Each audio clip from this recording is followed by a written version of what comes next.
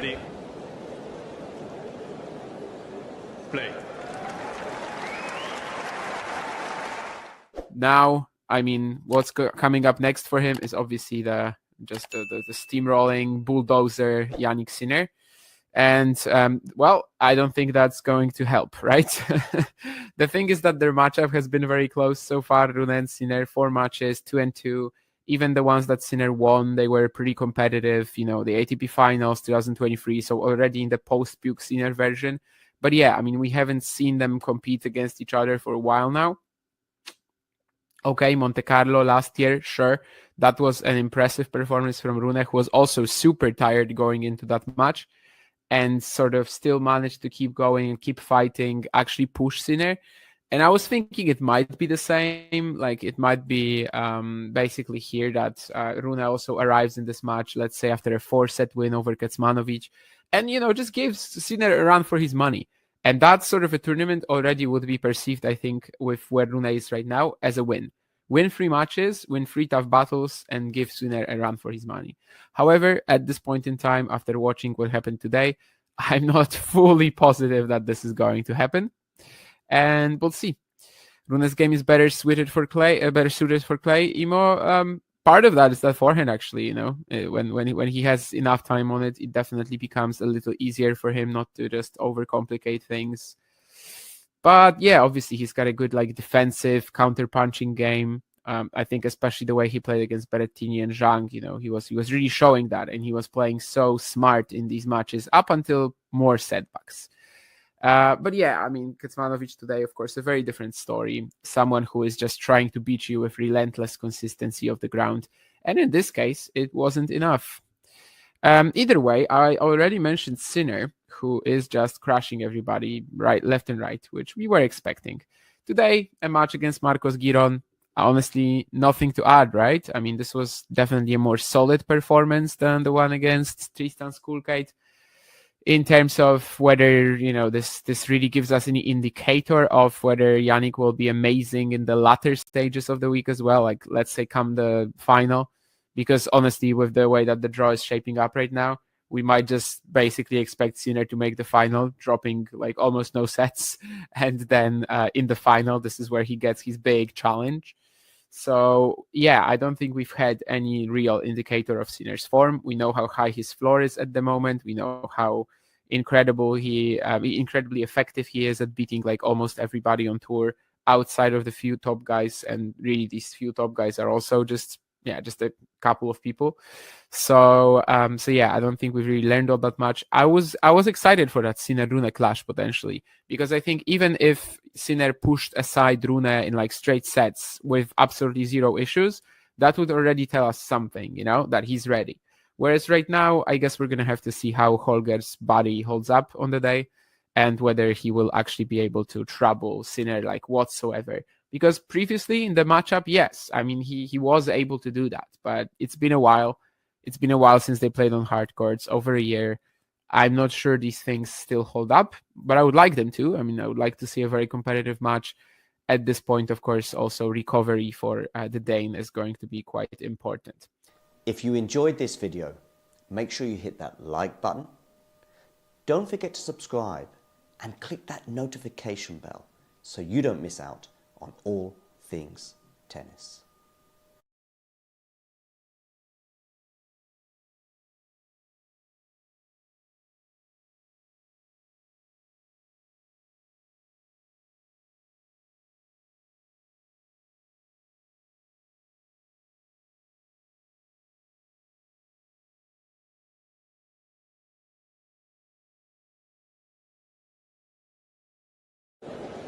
Ready. Play. Now, I mean, what's coming up next for him is obviously the steamrolling bulldozer Jannik Sinner. And, well, I don't think that's going to help, right? The thing is that their matchup has been very close so far. Rune and Sinner, 4 matches, 2-2. Even the ones that Sinner won, they were pretty competitive. You know, the ATP Finals 2023, so already in the post-Puke Sinner version.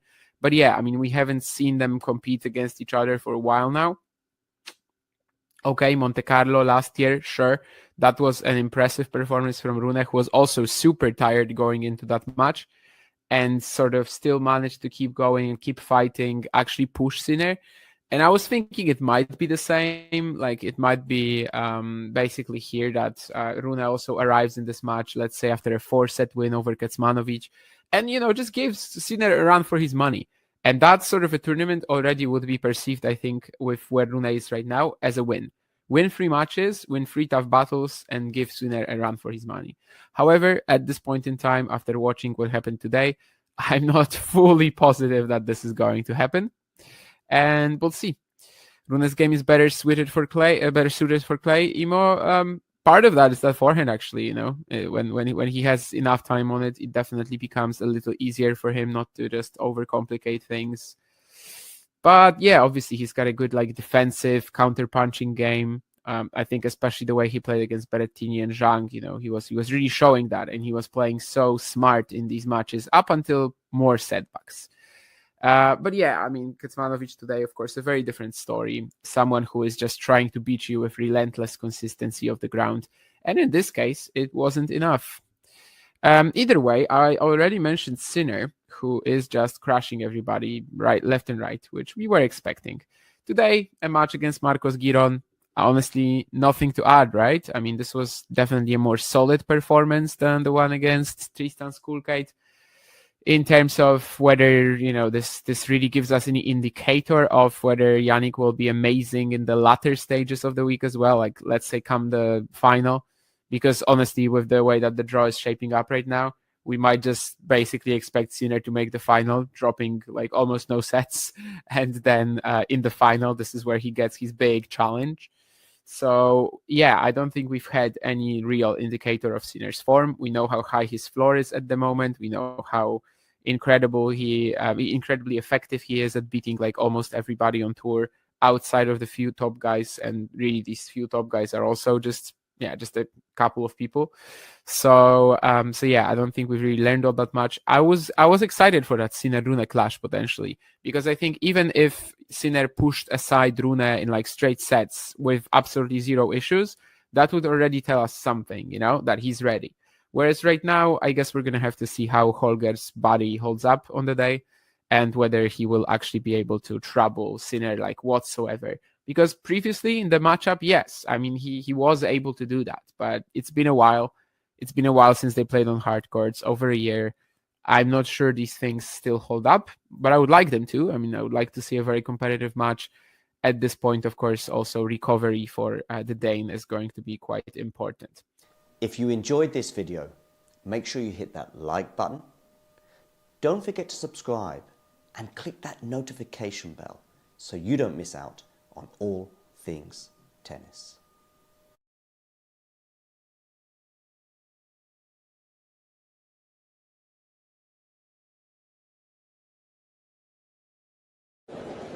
Ready? Play. Now, I mean, what's coming up next for him is obviously the steamrolling bulldozer Jannik Sinner. And, I don't think that's going to help, right? The thing is that their matchup has been very close so far. Rune and Sinner, 4 matches, 2-2.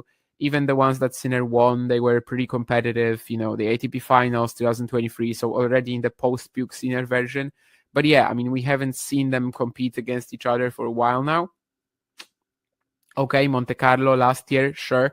That was an impressive performance from Rune, who was also super tired going into that match and sort of still managed to keep going and keep fighting, actually push Sinner. And I was thinking it might be the same, like it might be basically here that Rune also arrives in this match, let's say after a 4-set win over Kecmanovic, and, just gives Sinner a run for his money.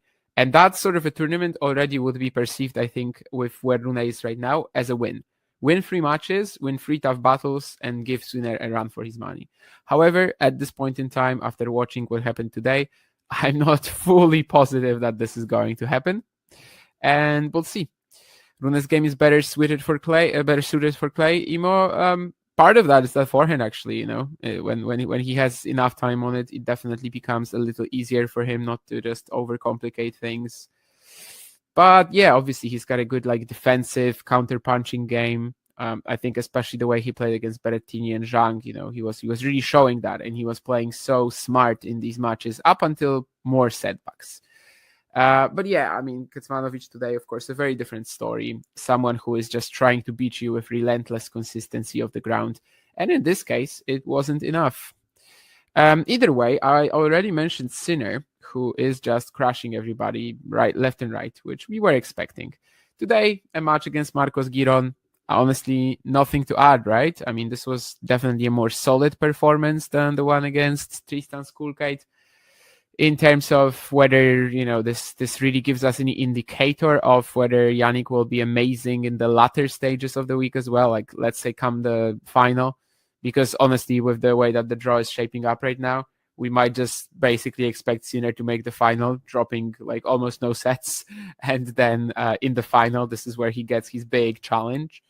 So yeah, I don't think we've had any real indicator of Sinner's form. We know how high his floor is at the moment. We know how incredibly effective he is at beating almost everybody on tour outside of the few top guys. And really, these few top guys are also just a couple of people. So yeah, I don't think we've really learned all that much. I was excited for that Sinner Rune clash potentially, because I think even if Sinner pushed aside Rune in straight sets with absolutely zero issues, that would already tell us something, that he's ready. Whereas right now, I guess we're gonna have to see how Holger's body holds up on the day, and whether he will actually be able to trouble Sinner whatsoever. Because previously in the matchup, yes, I mean, he was able to do that, but it's been a while. It's been a while since they played on hard courts, over a year. I'm not sure these things still hold up, but I would like them to. I mean, I would like to see a very competitive match. At this point, of course, also recovery for the Dane is going to be quite important. If you enjoyed this video, make sure you hit that like button. Don't forget to subscribe and click that notification bell so you don't miss out on all things tennis.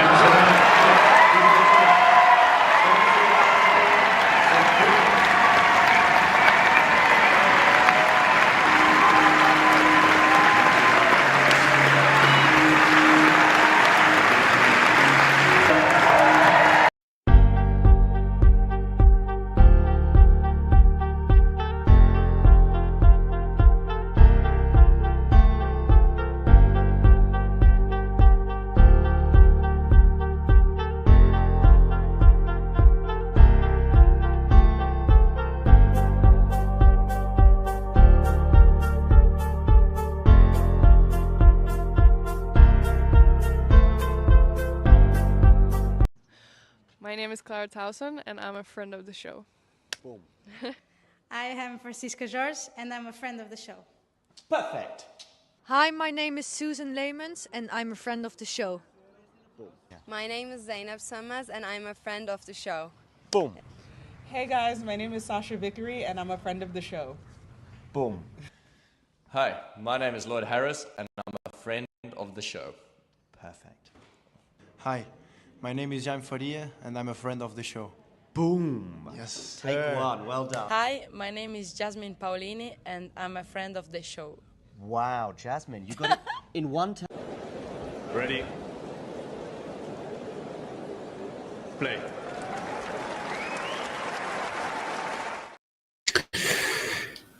Good morning indeed. Yeah, I mean, at this point, I kind of have to stop rating my naps before the matches because the naps have turned into actual sleep. I mean, I slept for like 5 hours, maybe 5 hours and change even. So if we want to call this a nap, I think we would be really like pushing it. But that pleasure, of course, was granted to me by the Australian Open schedulers who put Kudermetova against Svitolina first. And I was like, yeah, I'm not waking up for that. So I just decided to wake up at 4 a.m., which is cool. I've had a lot of tennis dreams as well, truthfully, when I'm waiting to just like wake up literally for these matches. All I think about is tennis. So yesterday I had this weird dream about Jessica Pegula and then about Aziz Dugas. So stuff is happening. The one against Aziz Dugas, about Aziz Dugas was much more interesting, I think, because I was waiting to wake up for the Sabalenka Andreeva stream, and that's literally what happened in my dream. So I woke up for that Sabalenka Andreeva stream, and I came onto the sorry, once more alarm. Anyway, I came onto the StreamYard platform and everything, and there was a message already waiting in the chat from Aziz Dugas, who said that he is like a huge Sabalenka fan and he can't wait for the match and for the stream. And then throughout the match, he was just posting messages about Sabalenka and how good she is, and how she's his favorite tennis player, and how she is the tiger. He kept calling her the tiger. And there were messages like, I don't know, watch our arena roar. It was fantastic. I have no idea if Arena Sabalenka really is Aziz Dugas' favorite tennis player. I would say it could be Ons, honestly, on the women's side, just considering where they're from, but maybe not. Either way, Jannik Sinner, Holger Rune. I saw that the producer just gave you a lengthy preview courtesy of me about this match. So I guess I don't really have that much to add, right?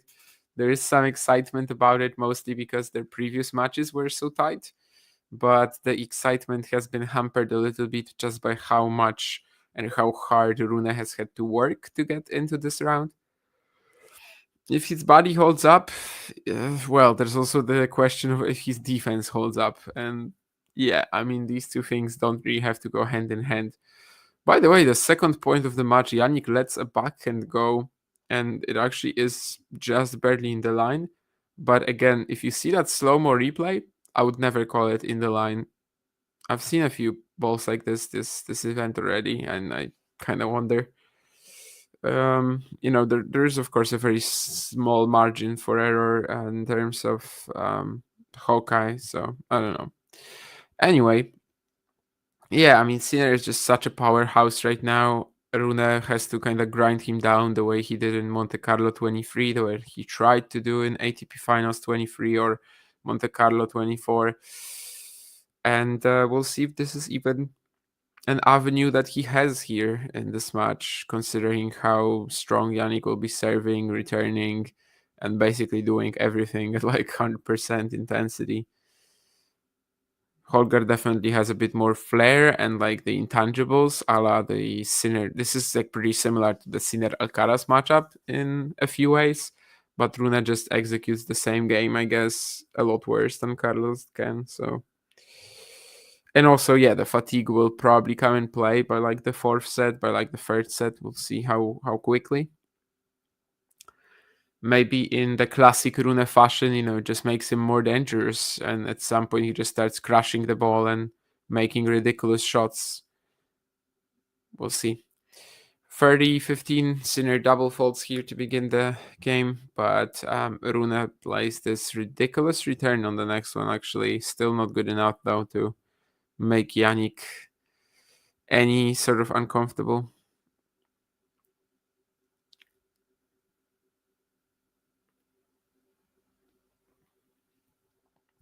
got a lot of action that will be starting more or less around this time. I think we should have the 3 main courts playing in singles pretty soon. I saw that Mahat Zhang lost earlier in the doubles. I haven't watched it anyway though, because I just woke up for this. Siniakova Townsend went through in women's doubles very easily. Would love to see like a Sie Ostapenko Siniakova Townsend final. That would be insane.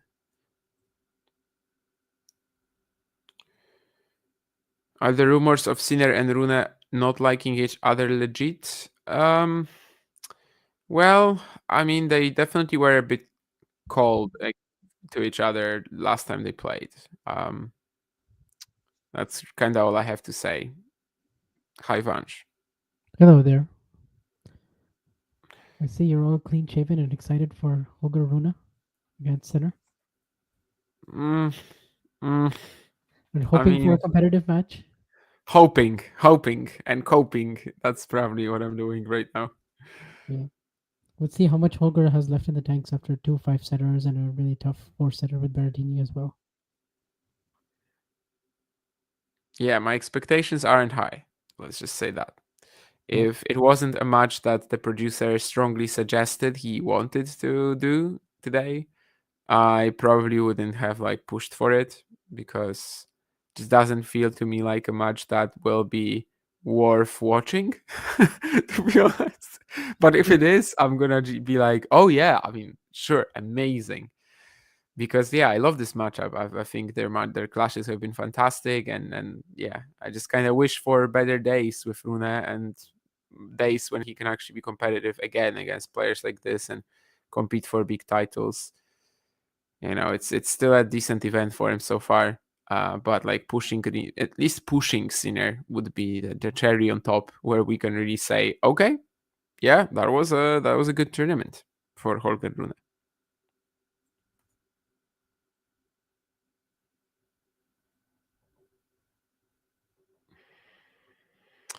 And at this point in time, I'm just not sure we can really do that if Sinner just blasts him off the court today. Which, a low 30 start, a low 40 start, in fact, in his first service game. Probably not exactly what Rune wanted. I think the men's tournament could also use a classic after yesterday, because yesterday was obviously a big dud. Yesterday almost all the matches were a dud. I just wish it wasn't so predictable as well, because then at least I would have I want to watch something. But yesterday I slept through for 80% of the men's action, and I just didn't care about any match. I didn't really think any match was going to be competitive, and I was just right. Of course, the Hechka Djokovic was fun that I singled out before the draw, but yeah. Mikkelsen against Diminor, I think should be fun. I think Tien versus Sonego should be fun too. These are like matches where there's a little bit of unknown. Yeah. Monfils Shelton is probably the best match of today. And of course, there's also Rybakina Keys, but the back injury for Elena, we'll see how that goes. Yeah, today is much better for sure. Yesterday was like just this one where you couldn't really imagine anything but the 4 favorites progressing.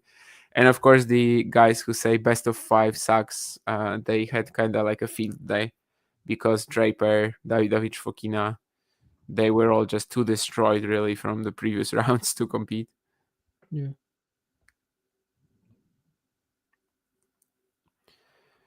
The Australian Open stats guys are showing us that Jannik Sinner is winning 96% of the sets where he has an early break. I mean, probably Jannik Sinner is winning 96% sets in general, so.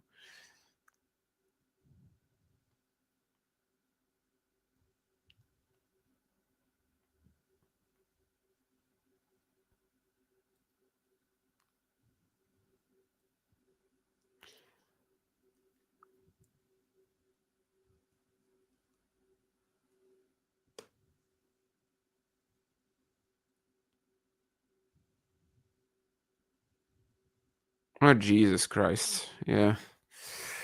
That's my reaction to the second pain of the third game. And if you guys haven't seen it yet, you're going to know why. I mean, just, yeah. Probably the first rally of the match where Rune is defending pretty well, but it's still really does nothing to Sinner. Switches it up with the backhand line with absolutely zero issues.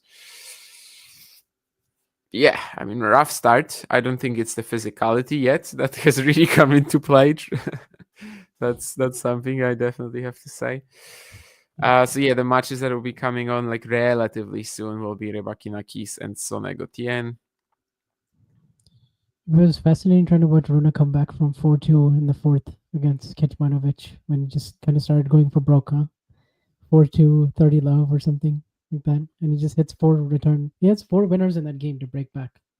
And then 3 more to get the break again at 4-all.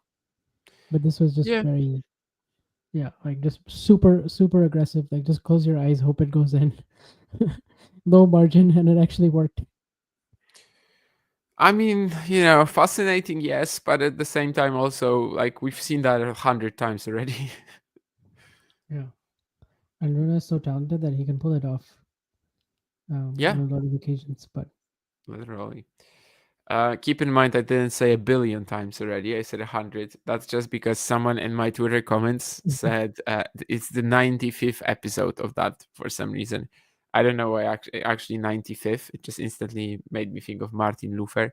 But either way, yeah, I mean, we've seen it a lot of times by now that Holger is, well, even more dangerous sometimes when you're gonna get him fatigued. I'm just not sure it really can help him out today. Like, we'll see what sort of an edge Jannik builds up here. I mean, he's 40-30 now in the third game and basically just started as well as he possibly could. And it doesn't feel like it's the physical issues yet, at least, that are bothering Holger. It's just quality of play that basically stands between him and Jannik.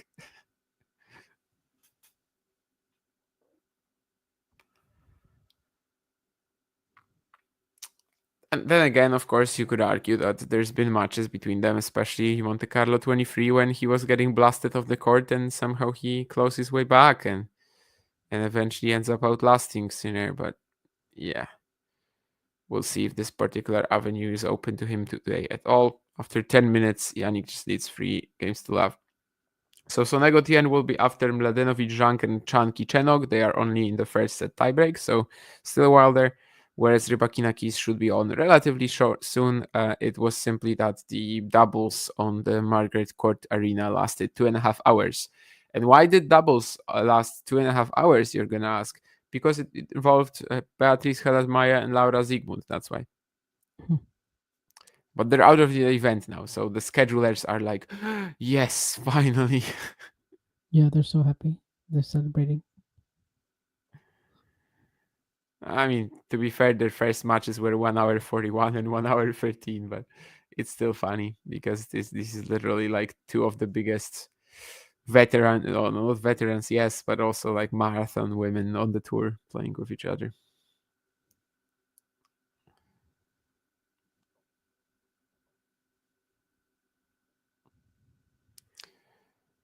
I think Jake told me earlier that he was going to be up for the early junior matches, so I'm wondering what he saw there. Definitely the favorites today seem to be coming through so far.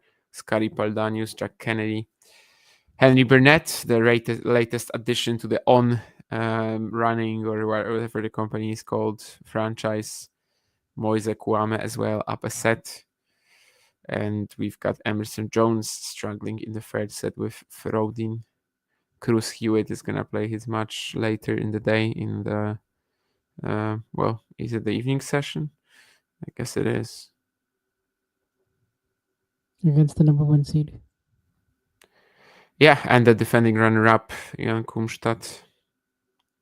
Well, I guess it's not technically the evening session, but it is the 5th match on that court, so it will be more or less at a time like this.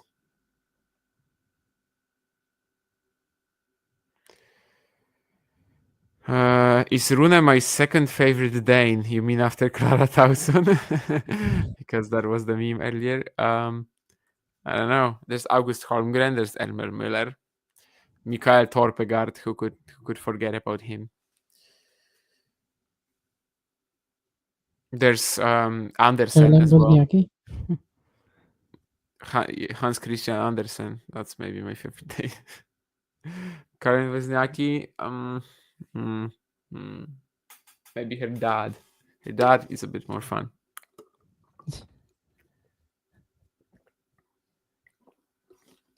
Well, Rune wants to get his first game on the board here at 40 love. Sinner blasts this forehand winner. That's, well, if you get hit by this ball, you're probably going to die.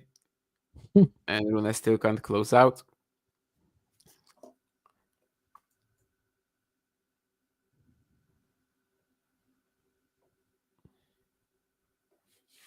Yeah, Ghosty, you could even say that Sinner is ethnically Austrian, haha.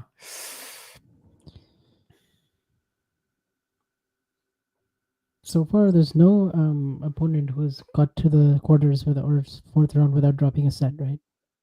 On the men's side, especially, everyone's dropped one set at least. Yeah, I mean, Djokovic did, Alcaraz did, Zverev did, Sinner did, and all the other guys probably just kind of had to somewhere along the way, so I'm not even gonna count, I guess. Yeah.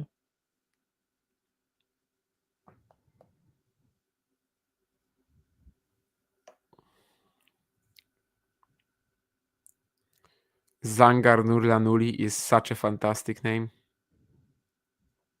I have a question for you. Do you think tomorrow the Djokovic Alcaraz match will be the first on the night session or the second on? Now we're gonna be predicting schedules. What is happening on the women's side? We have Badosa versus Goff. Badosa, Goff, Sabalenka, Pavlyuchenkova. Yeah. Let's go last. You think it's going to be a second on? I mean, simply because, well, tomorrow is Monday, huh? No. Well, no, today is Monday. Yeah, tomorrow's Tuesday. So the women have to play Thursday, right? And the men get 2 days of rest, so it will be last. Oh, yeah. I was hoping you'd say first, even though I know it's probably going to be last. Just because I need to be able to watch it. Sorry, Vansh. I mean, you've been kind of just like, chit-chatting and enjoying the Australian Open the entire fortnight.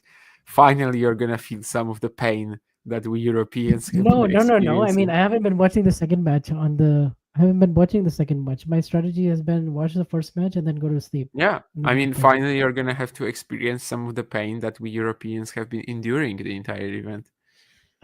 This is one of those matches that you pull an all-nighter for, though. I mean, should be more competitive than the Wimbledon final. Novak has been kind of raising doubts in my mind. I actually would find it super hilarious right now if Novak wins the Australian Open, and then we go find all these clips where John was saying that, like, yeah, no shot because he lost a set to Jaime Faria. I would, you could also find a lot of clips where I was saying no shot because he has to face Zverev, Alcaraz, and Sinner back to back. But yeah, I mean, he's definitely changed my opinion the last a little. 2 rounds, right? The last 2 rounds has been. I mean, I was very excited about Djokovic Lehečka before the event, right? And then I saw Djokovic Mahac, and I was like, yeah, no shot. Actually, I was still expecting Iji would at least take a set, but no.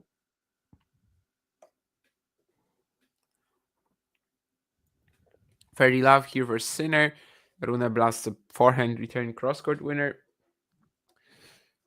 But Jannik still seems relatively in control so far in this game. We've had a comparison of their forehand topspin speeds. Of course, that's going to be a nice one for Jannik there, and 137 average. That's pretty insane.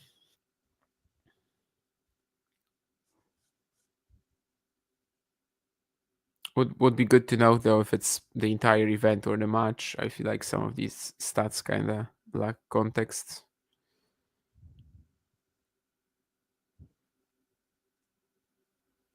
Does he make it? I don't think he has.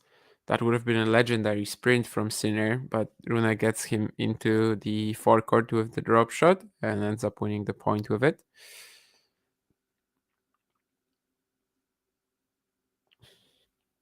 Yeah, could be. Oh, I mean, maybe it could be some strategy as well going forward. Of course, Rune has so many options that kind of just like choosing the right one at the right time tends to be a bit tricky.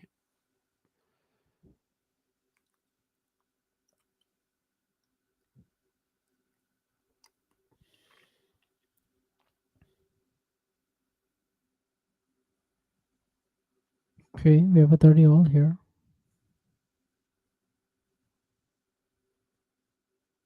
The head-to-head here is 2-2. Rune won the first 2 meetings, and then Sinner won their Monte Carlo quarterfinal and also their ATP finals clash.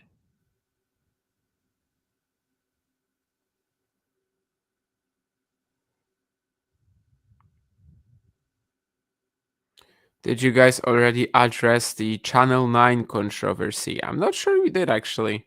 Or maybe it was on like Last Ball Drops yesterday because it was right after the Djokovic match. But yeah, basically, Vansh, you can kind of say what your opinion is on that Australian broadcaster and the Djokovic thing. I think I'm on Novak's side on this one for sure because certainly I think his comments overstepped the mark as a broadcaster, and and I think basically the last thing that he said was like kick him out or something, right? So I think that probably Yeah, because he said Novaks, so like basically Yeah. he was referring to the deportation. to the deportation. Yeah, so I think that's the one that really probably got Djokovic felt like it was a personal attack on him and his country, and also his team felt the same way. So it makes sense to me why that would make him outraged and want to take a stand. And he's basically said until the Tony Jones apologizes, which is the broadcaster, I'm not going to do any on-court interviews because, of course, Channel 9, Jim Courier from Channel 9 was going to do the on-court interview with Novak, and then he basically shut it down, and then he put up a statement on his social media, the video explaining why, and then also explained it in the press conference. So, but I honestly think it'll probably boil over now, just because the guy has actually apologized. He was basically forced to. So He already apologized, I think, it is. before the Djokovic thing, but I mean, yeah. Well, it's definitely a controversial joke. Is it funny? I mean, I guess I I think he understand was what he intending it was to be going funny. for, but it definitely expressed like the all the story about the deportation and everything. Like it definitely expressed some frustration in terms of that, which I don't know if the Australian nation has as a whole. Probably just the broadcaster himself has that sort of like feeling that 3 years ago Novak was definitely in the wrong, and that he had to. It's good that they kept him out or something like that, which I don't know. Tough topic to talk about, honestly, because simply I just think the joke was really poor. Was it offensive? I don't know. I wouldn't be that like holding a grudge against something like this. I mean, it's still clearly a joke. It's just a bad one. Comedy is dying right now. This is part of the reason why. But yeah, sure. If Novak wants to take a stand like this, why not? I still feel like he maybe could have said that on the court just in like 10 seconds and then later explained it, and otherwise just kind of created a bit more heat. But maybe he wanted that. Maybe he wanted people to like kind of be waiting around for an explanation, and then sort of like he hits back at that presenter and the channel. Maybe this is how he intended that. I don't know. I mean, either way, it doesn't really matter to me. He said to Craig Tiley that I'm fine with a fine. If you want to give me a fine, sure, go for it. I think the Australian Open probably won't do that given the entire situation. But yeah, Yeah. I mean, it's not really It was something also that like the changes my element life. of the Serbian fans. I think he felt like pretty.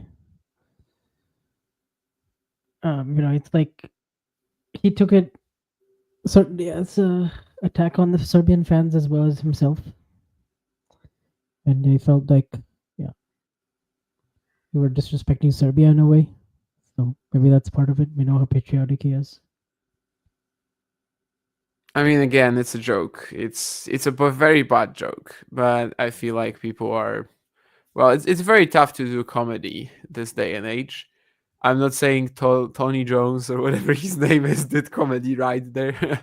I've actually seen a lot of clips from him already. Like, yeah, people are just posting clips all over Twitter when Tony Jones is just an absolute. Yeah, I mean, he should have been fired years back.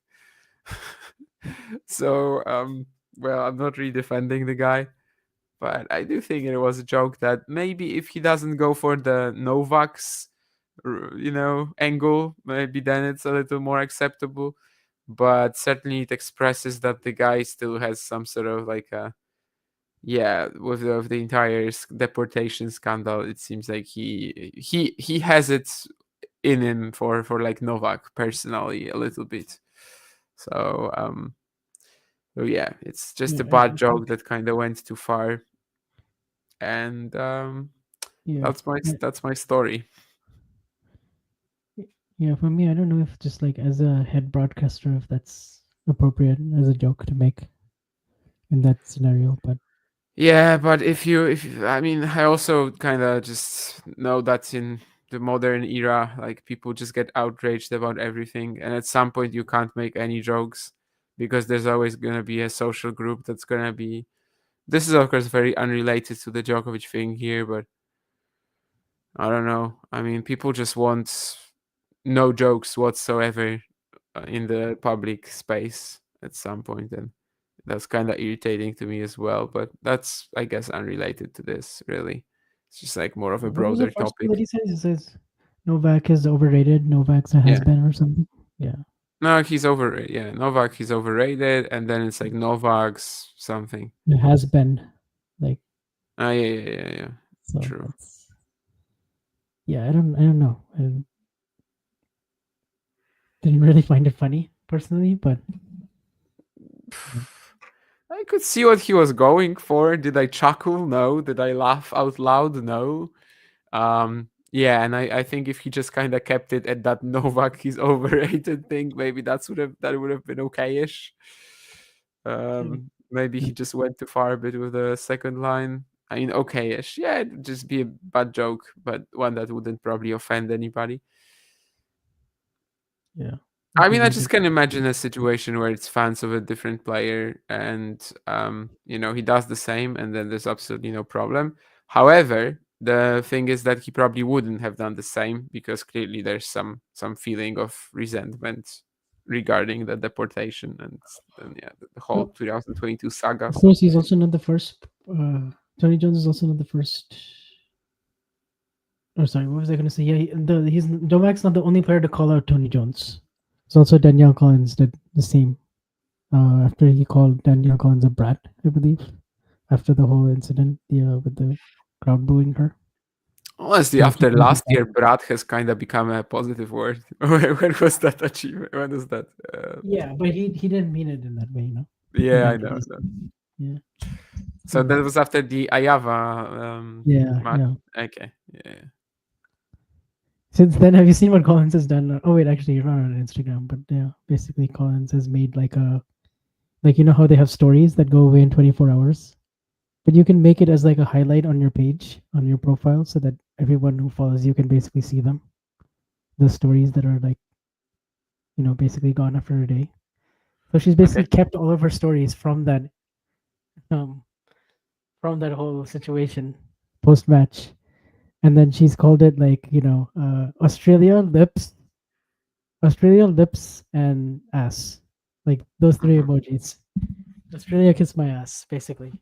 And then there's like a whole list of stories and quotes and people commenting on it, and she's basically everything that she put on her story, she's basically saved it like permanently for now. And one of those is her response to calling Tony Jones, her response to when Tony Jones called her a brat, basically. So that's still up there. I mean, as I said, I've seen a lot of questionable stuff from Tony Jones, even like from 5 years ago and something like that. So he's just clearly not very good at his job.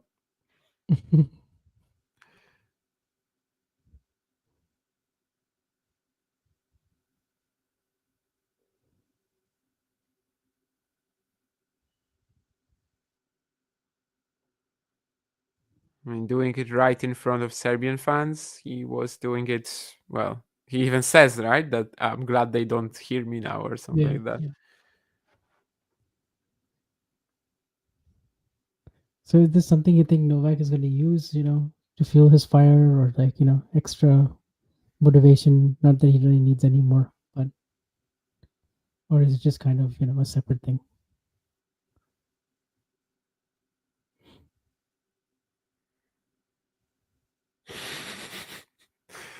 Yeah, I think Dave, your comment right now is definitely gonna lead to us saying even more, 100%.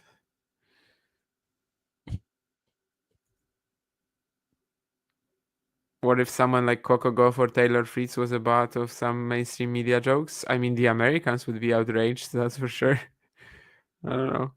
As I said, Ghosty, I don't think that anyone would have made a joke like this about anyone else, because clearly there's some sort of like personal feeling there for Tony Jones. But yeah, if he stopped after the first two comments, maybe it would have been fine. Anyway, that's kind of enough on it. I don't think I was ever really well. I don't think I was ever really addressing this either, but I don't think it needs to be addressed. It's some opinions just kind of need to be like, yeah, okay, sure. Anyway, 30 love for Rune at 2-5. And he's been holding at least since the first 3 games of the match, but there also hasn't been any like moment when he can potentially strike back. And it's just a very controlled opening set from Jannik all the way until right now. Now if Holger just basically forces that 3-5 situation and Jannik to serve it out, maybe that's when he can create some mess, but so far definitely just unable to do that and kind of losing out to how strong all around Jannik is.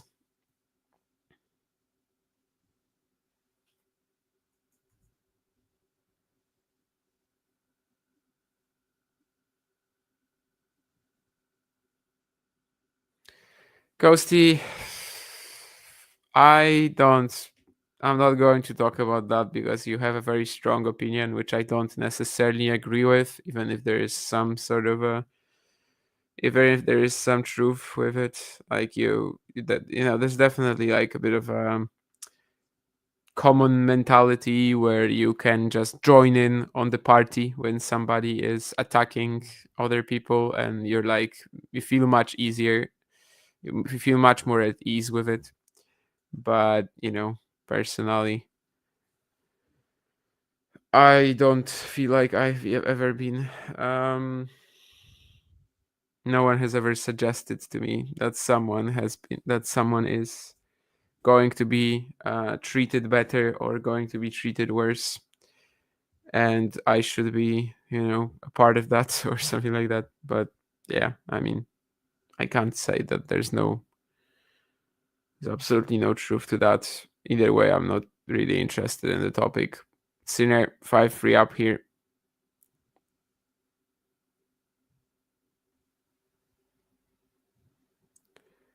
And serving for the sets. Not the best return that Holger could have started the game with either. I think we've been kind of mostly not talking about the match because, well, the score kind of says it all. Jannik just went up an early break. I kind of wonder with most sets whether it won't be like that. Jannik just kind of like pushes for an early opening, and if he gets it, he just kind of steamrolls from there, but maybe doesn't. Well, I'm not gonna say doesn't give his best, but maybe doesn't really fight to die for one of these next return games as well. Like he's not gonna be desperate to get them. Yeah, by the way, we do have Rebuckin and Keys on the court, and they are in the third game, and Keys has a break point to go up a break. Rebuckin so far, yeah, there's some questions about her back after the first match against Ystremska, or last match. And I think coming in, a lot of people have given Keys a good shot. I mean, I picked her to win this match before the tournament started, so I kind of feel... How is the back looking then? So far, I don't really see... I mean, she's not... it hasn't been long enough for me to really be able to see if there's any considerable drop-off in her movement. Right now, she just missed her first serve on break point, and Keys just... hit a pretty big backhand on the line on the second serve return, and well, Rybakina was there, but she kind of dumped it in the net. Bit tame. So Keys is up an early break. But we'll see. We'll see how her movement looks, and she's still serving as well as she normally does, and those kind of things.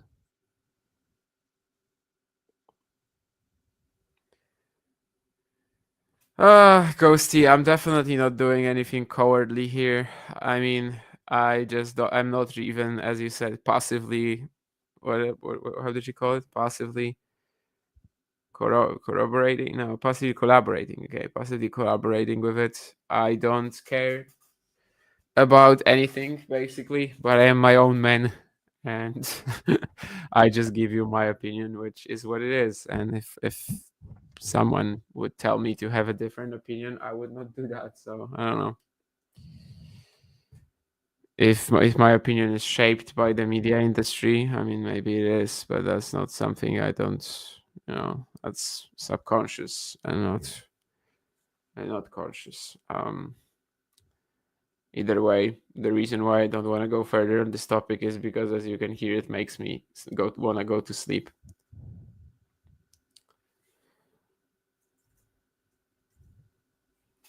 I don't know, Ghosty. I mean, calling me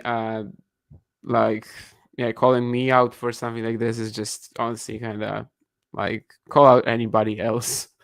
But I really just watch matches and I don't care about the off-court stuff at all. Don't worry, Ozan, that's not really your fault. I mean, it's definitely a topic that can be addressed and stuff. I don't mind that. Either way, Zangar Nurlanuli is not exactly someone I've been following, but I love this name, that's for sure. Nadal not as good as Norian Clay, probably not. Who is also not as good as Jannik Sinner so far on the day is Holger Rune, who loses the opening set 6-3. Well, I mean, not much to say about this one so far, right? It was just that early break, and from there's no chance to really catch Sinner out on anything. There's no like weakness you can exploit in his game at this point in time, which we already know about. I don't think the physical concerns are a thing yet for Holger. He did make 15 unforced errors, though, to just 5 winners. He was trying to be, of course, quite a bit more ballsy maybe than usual with some of his openings here, but there's just not really much he can do.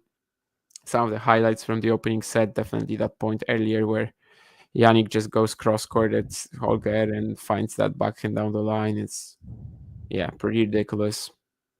So much quality on every shot, and Holger has been up against it for sure. How about that Keys Rybakina one? Like, do you think that she's struggling in any way, or? I can't really see it yet. I mean, she just hit 2 really good winners on the forehand side, one cross court down the line. So far, Keys is just serving pretty big, hitting the ball pretty heavy, and it's kind of the power matchup that you would expect. One break the difference so far. If this match is just gonna stay like this, I'm gonna just let Dave basically comment it for us, because I mean, this is exactly what happened in the opening set. Rune is fine physically, Sinner is doing Sinner things, and that's it. I mean, there's nothing more to add, really. Yeah. Holger will need to do something special today. I think we're pretty aware of that. And so far, he's kind of been limited by Jannik, especially with these first 3 games, which just were over in a flash. But who knows? The second set is coming up. He's going to be serving first. Maybe he can make it a touch more interesting. But I mean, I was asking about that Rybakina Keys one, as Elena was like almost not moving in the last few games against Jastrzębska. Okay. No, I mean, she's moving pretty okay so far. Her average first serve speed is the same as Keys. Okay. In fact, it's actually 1 hour. It's actually their second serve average. Her second serve average speed is 15 miles an hour faster. Movement looks okay so far.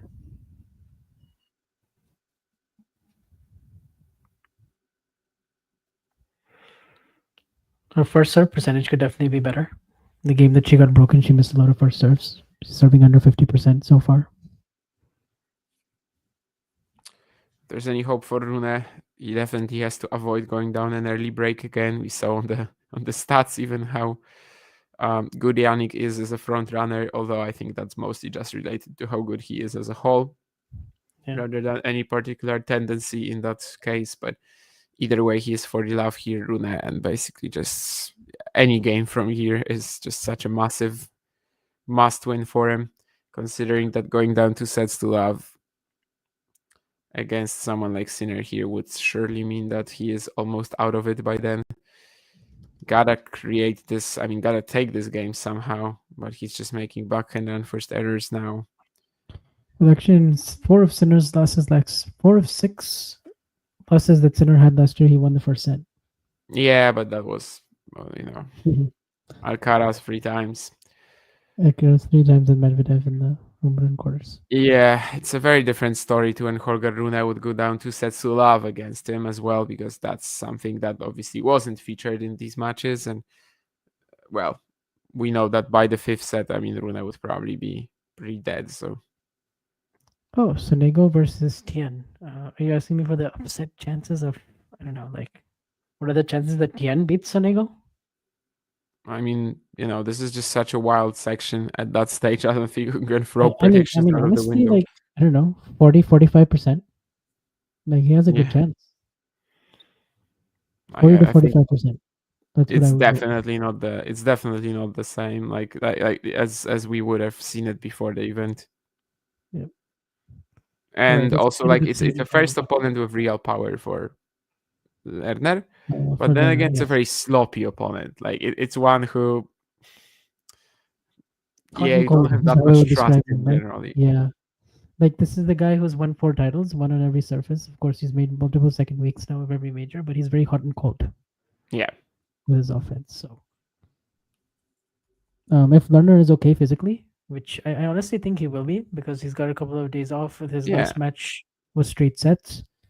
So I don't see why he would be, like, so banged up that he can't make it competitive at all. Yeah, I don't think the physicality will come into play too much. There's certainly a way for, like, Sonego to win this 6-3, 6-3, 6-3, but the same probably for Lerner. He's just such a weird matchup for almost everybody. Definitely hasn't faced a player like Sonego this event yet. Yeah, it's just going to be interesting because that section is just so open to everybody. My money, if I was a betting man, would be on Shelton maybe to make the semis there. But yes, he's my pick to get to the semis, especially. I think I might have had him in the semis in the first place, or at least in the quarters. But oh, so you had him beating what? GMP. Oh, okay, because you went with GMP beating Fritz. Yeah, GMP over Fritz. Yeah. Yeah, definitely one of the best one-piece matches it's played in quite some time. 24 aces, pretty ridiculous. Double the amount of Taylor. Also, yeah, and like exactly what we were hoping from him, like this to see from him most of his career, where he's moving well, he's anticipating well, he's defending, but then when he has that opportunity to like strike back, just blasting the counter and. Yeah, so many shots it's down exactly the line what he was lacking most of his career. So many shots down the line with his backhand. Fritz had so much trouble finishing at the net, positioning himself in a good place to, against Kyle's speed. But then also the offense was really on point, so he found that perfect mix.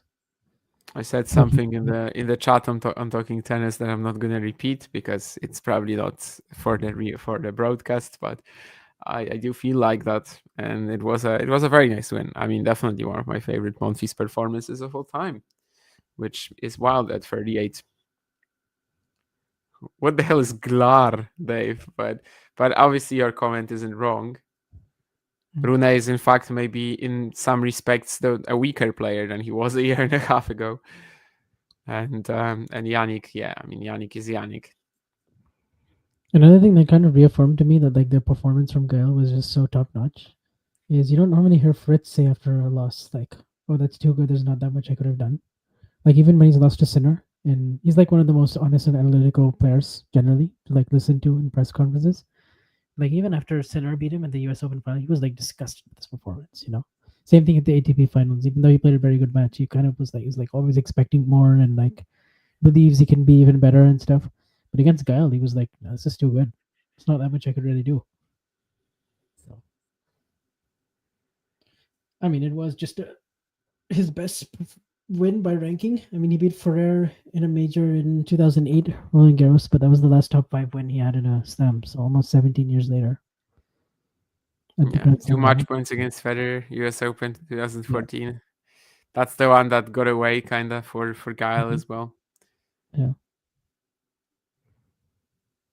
Because there was that down the line forehand approach that Federer hit on that one of the match points. I remember, right? Yes.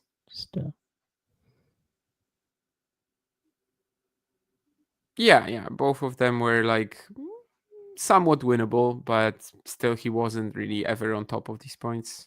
Yeah, and then the 5th set was kind of a foregone conclusion.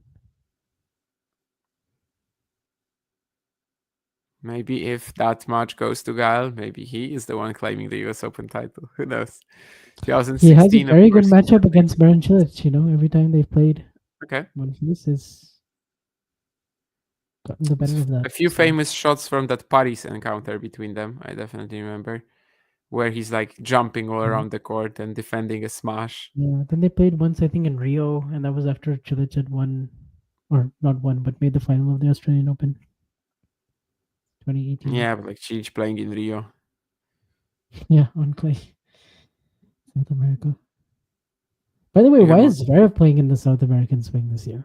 Zverev is playing in the South American swing? Yeah. Why is he playing Golden Swing? Okay. Isn't that weird? Must have offered him plenty of money. Yeah, but I don't know. I was just surprised. Like if you go to the darts thing, he's on the entry list for like Buenos Aires. Okay. He's on the entry list for so far I see Buenos Aires, but if he's playing Buenos Aires, he probably play Rio too.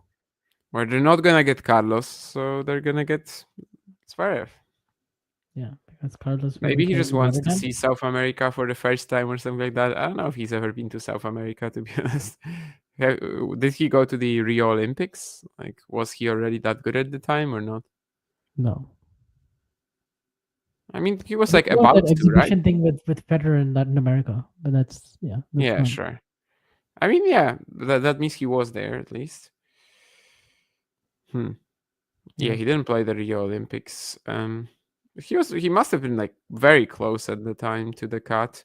I guess the cut comes in June though, so maybe that's why he didn't make it. Okay, well, if I mentioned something about Rybakina serving really well at 1-3, well, now in this game, she hasn't been getting that much purchase off of her first serve, and she's having to play a lot of baseline points, and Keys is the one dictating right now. 90 miles per hour. Ghosty, maybe Zverev is gonna be trying to find his ancestors there. Although he is actually ethnically Russian, haha. So big serve down the line, down the tee from Rybakina to save a break point that would have given Keys a double break and surely the set.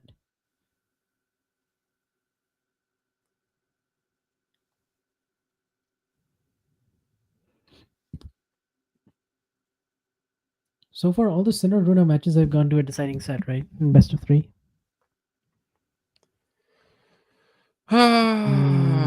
Monte Carlo, ATP Finals. What's the first one that Holger won? Oh yeah, the 2022 Sofia, but that was when Sinner retired in the 3rd set. So.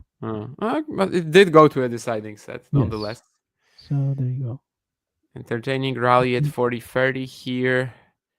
Jannik eventually powers through, though. Wonderful shot down the line with the forehand, then follows it up with the backhand. It's bang on the line. 18 shots.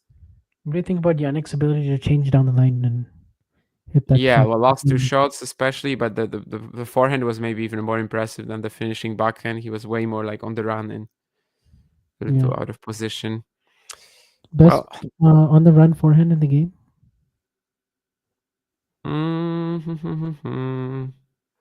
Probably. I mean, he's the most like effective with it.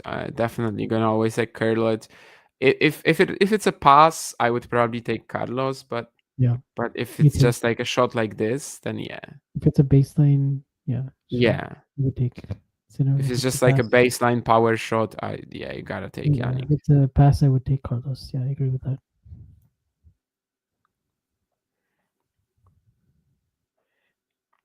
If you're crazy, you can take Benoit Paire.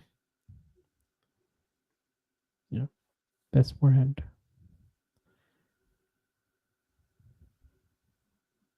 Okay, that's another really good save from Rebukina. Breakpoint down. Pretty clutch. The serve and forehand combination. 2-1 Rune, so he keeps ahead of Jannik here, but he has to somehow. Yeah, Jake, I mean, that's another problem, right? That's supposed to be Holger's thing in this rivalry, but right now it's actually a Jannik thing as well, just because he does everything perfect.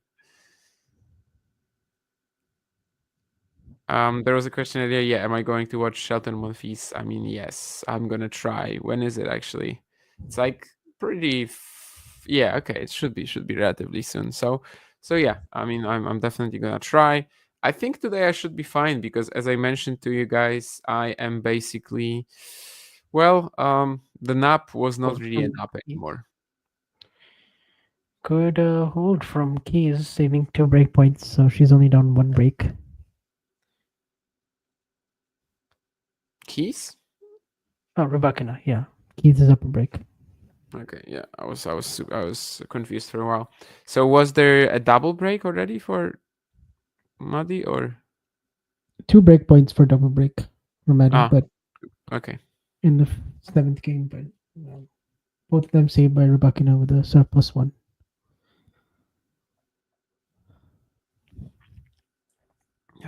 Right. Yeah, so pretty soon after this doubles match with Mladenovic and Chang, we have Sonego and Tian.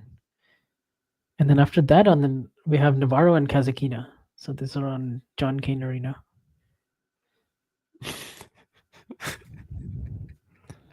We should definitely invite Tony Jones onto the chat to make cock jokes. Definitely. I'd love to see that. This is probably the only thing he's good for.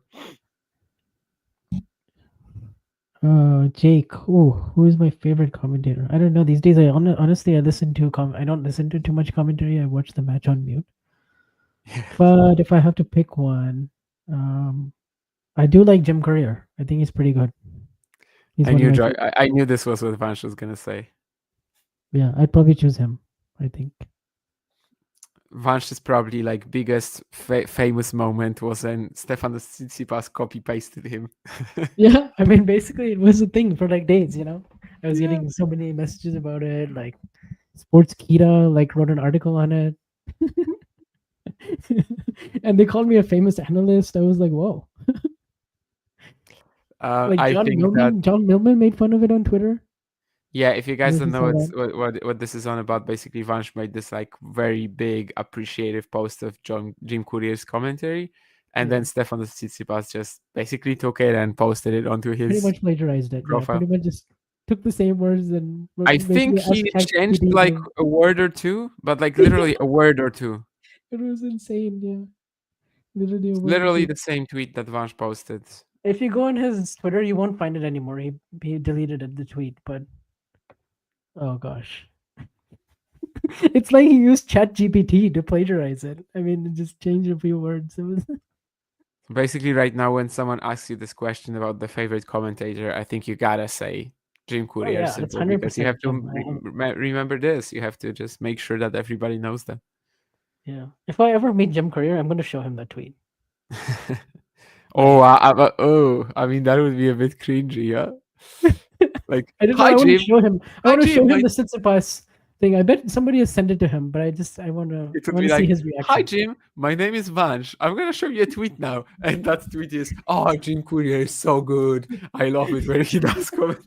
No, but it's going to be me complimenting him, and then I'm going to explain, here's Stefanos. And this is what he said a few hours after I sent this out. I should do like a before and after. I'll just create the image. I'll have it ready. Let's show him. Oh, you have it ready? Yeah, sure. Makes sense. 2 French Open titles. How rare is that for an American? I guess he's the only one, right? I mean, Andre has won. Well, I mean, the women have won a lot of French Open titles, but the males, I don't think so. Yeah. Yeah. I was talking to my dad about this yesterday because he was like a big Agassi fan when he used to watch, and he's like, I did not like Jim Courier at all as a player, but I love him now as a, an analyst commentator. So it's like I like him way more now than I did then. Michael Chang has one French Open title, Ozan. So he's not a joke to me, but he only has one French Open title. So he's a noob in in comparison to Jim Courier. Legend, though, for the underarm serve. Great wins in that 1989 French Open campaign. Never quite repeated that, though. Yeah. Probably also my favorite on-court interviewer as well as commentator. So obviously, both. I mean the on-court interviews. Yeah, I definitely like that. Commentary, as Vansh, like I barely ever watch tennis with commentary right now, so it's tough for me to say. But on-court interviews, yes, I have this like in my like watch later or like favorites playlist on Twitter, whichever really. I have this compilation of Federer Courier interviews, which is like 30 minutes long. Yeah, I've seen that one. It's all of them. I can't say I watch it like regularly, but I definitely have a few times, and I do have good fun with it. Yeah, there's a couple of really good ones with Federer that I always think back to, like the 2010 one before he was about to play Murray. That one's of course, Murray had his own iconic quotes then. Yeah. But yeah, I think these were definitely one of my favorites. I think last year he had that Medvedev thing too, right, where they went to the baseline, and I know that John said that this is like no. Yeah, but John can do it. You know, he said I could do that too. So yeah.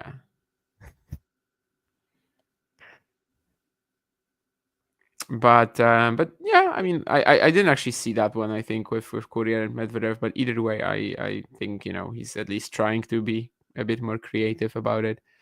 Yeah. Well, of course, yesterday not his finest moment, but it's not his fault. It's definitely not the most confident serving we've seen from Rybakina. That's for sure. The first serve percentage is still not high enough, and Keys is really going after the second serve. So, that's a double fault at 30-all. So now it's a set point for Keys. Yeah, this scoreboard is way behind. It's 3-5, 30-40. Rybakina serving, set point down. And she misses the first serve. So second serve here. Oh, and it's another double fault. So back-to-back double faults for Elena Rybakina as Madison Keys takes the opening set. The number 6 seed, fourth favorite for the title, is in big trouble here. I've watched just a few points from that one, but even though maybe it's not as abundantly clear that she is struggling with something like against Yastremska, it makes you think about the back injury. Yeah. I haven't seen clear evidence that it's bothering her, but at the same time, it has to be like somewhere in the back of her mind, or maybe it's enough that she can still play, but it's certainly not 100%. A lot of unforced errors as well. 19 unforced errors in that set to just 9 winners. Petkovic seems good too, yeah. What was the Jose Morgado question, Ozan? Can you post it again? I don't think I've seen it. So if you could post it again, it would be helpful. And also, Jake, obviously, I do echo your sentiment that getting into this match is not that easy simply because it feels like it's a done deal. But I mean, this set is kind of the one that could maybe allow Holger to get a foothold here, right? So anytime basically we're going to have him still holding and keeping that keeping that advantage, it could get interesting. It could actually get exciting from here. He did have to save a breakpoint here, but Jannik gives him a bit of a forced/unforced error. Bit of a chance for Jannik to get the break there. Didn't take it forehand. Yeah. Holger tries to go backhand line, pull the trigger, but it's going to be another breakpoint for Sinner. Like the moment Sinner goes, let's say 6-3-4 to up here, it will be even tougher to get into the match because you really feel like, well, it's kind of like last call for Holger to potentially do something. But well, it is a bit of a mismatch so far. But again, if he just keeps holding in this set, there's always a chance that might pop up. Tristan Skulkate went 5-4 up on Jannik, right, in the first set, and then Jannik has that horrible game. It's possible. Yeah. But you gotta save yourself somehow. Madison Keys is playing so well. That's the tweet from Jose. Oh. Great set from Madison Keys, 35 minutes. But Rybakina is helping a lot. Yes, 5 doubles, 19 on 4 stars. sorry, Jane. Sorry. I mean, yeah, it was just abundantly clear to me that both Jack and Alejandro will not be able to give their best physically. So, plus, like, I think ADF has a very tough matchup against Paul Watson, anyway. Still should be definitely fine. Should be fine, I think, generally. In terms of this event, right? I mean, 4th round in Australia, that's kind of the best result that ADF has had for a while. Yeah, became the first player to win back-to-back 5-setters at the Australian Open since. Do you know the answer to this? Come again, sorry? ADF became the first player to win back-to-back 5-setters at the Australian Open since, 20 years ago in 2004. What do you mean back-to-back 5-setters? Back-to-back from 0 to down? Oh, yeah, from 0 to down. Yeah, from 2 sets to love down. Back-to-back 5-setters. 2004? Well, I don't know if I know this, actually. I mean, this was obviously the first Australian Open won by Federer, but that was not Federer. I don't know, probably someone random, like a Nalbandian or... No, it was not a random person. It was a very well-known player. I mean, Nalbandian is not exactly that random anyway. I don't know how far... Oh, let me maybe ask this question. How far did the person go in that event? Well, that would just give it away if I told you. That would give it away? Okay. Yeah. So I guess if it would give it away, then I suppose that's Safin, right? Yeah, it's Safin. He beat Roddick in the quarters from 2 sets. Wait, you know what? Well, no. I'm just checking that. Right. Yeah, that's not right. He was 1-2 down Who against... was the guy that did it then from 2 sets to love? There was somebody in... So I guess it's somebody in 2004 who won... He was 2-1 up on Roddick and he was 2-love just up won on back-to-back Agassi. So... Has to be from 2 sets. Okay, thank you. What? 2004 Australian Open. I'm going to look it up who it was that came back from 2 sets to love down. Twice in a row. I don't know. I see one comeback from Todd Martin, but that's not it. I see one from Oliver Patience and Nikolai Davydenko, but that's not it. Come to Talking Tennis for the good stats. Anyway, Holger held in the meantime. There was a forced error on the second break point. Oh, it's not him. Oh, was it Guillermo Cañas? No, it wasn't Guillermo Cañas. Andrei Pavel had another one, but that's also one comeback. Martin also had one. By the way, a lot of 0-2 comebacks in that tournament. I have to note. Kinda looks like it could be Cañas, but I don't think it is. Yeah, it's just 1-2. Yeah, I don't think that happened much. I don't see a person who could have done that this event. No, that's what I kept saying was ADF became the first player since in 20 years. Oh, 20 years. So maybe 2005. Oh, yeah, probably. And then was it Safin again because of... No, it's not Safin. No, it's not Safin.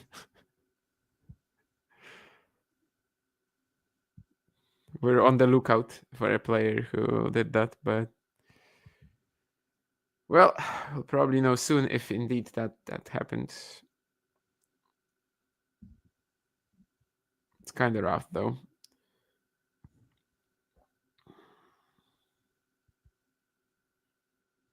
Rybakina, by the way, just broke serve. Wow, really? Jean-René Lisnard. You found it? Yeah, Jean-René Lisnard. But playing for France at the time, not even for Monaco. Oh, no wonder nobody was mentioning the name in these stat lines because it's like, who the heck is that? He apparently started playing for Monaco just the year after. So he was still playing for France then, and he defeated Oliver Marach and Sébastien Grosjean from 2 sets to love down. By the way, what a horrible game from Keys to start that second set. Just loads of 1-4 stars. Why wouldn't people mention the name of Jean-René Lisnard in a stat like this? I don't know. So the thing is, I always read the stats, but none of them actually mentioned the guy. That's really horrible form. especially when it's such a legend. Maybe they just weren't, appreciating the hipster crowd. I think he's is he the highest ranked His Monegasque career high player ranking. ever? I mean, he's been ranked Probably. 84 in the world, and he's been to the second round of the other Yeah. majors as well. Didn't he play like Djokovic in a big match as well somewhere? I think he did. Oh, I didn't know that. I'm not sure, but it could be. Oh, maybe actually. Oh, okay. Big match is not is kind of a stretch, but he did play him.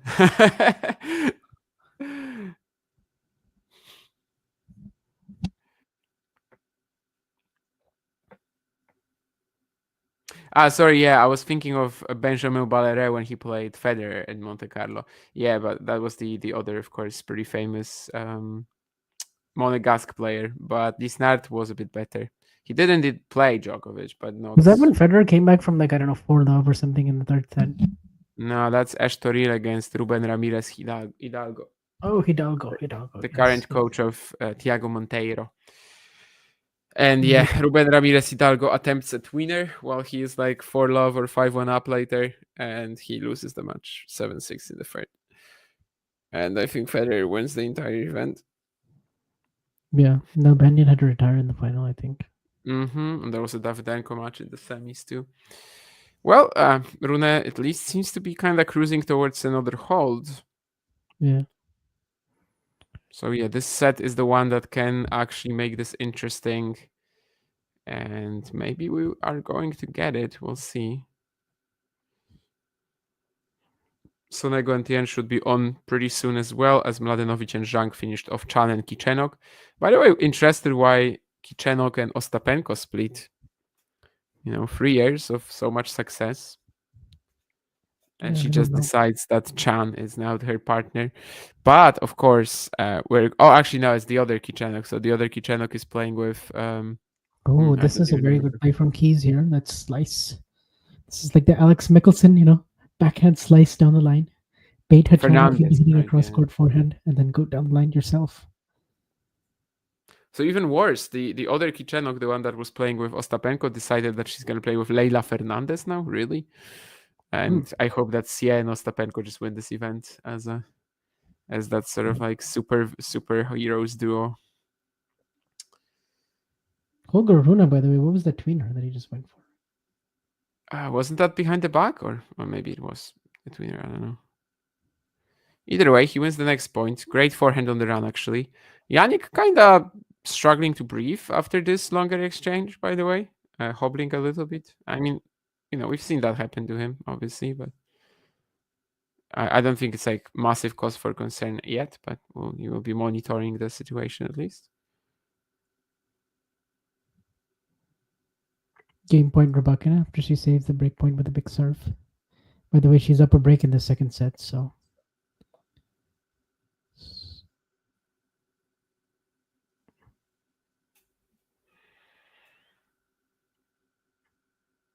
I know, you're right. It was a tweener. I was thinking about a different shot earlier. Was he trying to hit behind the back earlier?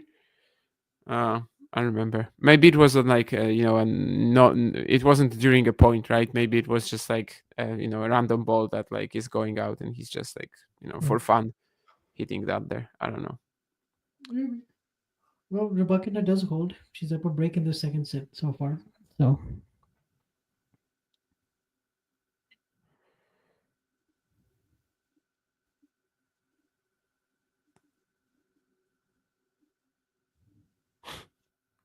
Holger not out of this game yet. Backhand from center. I don't know what to do about this comment, but I did find it funny.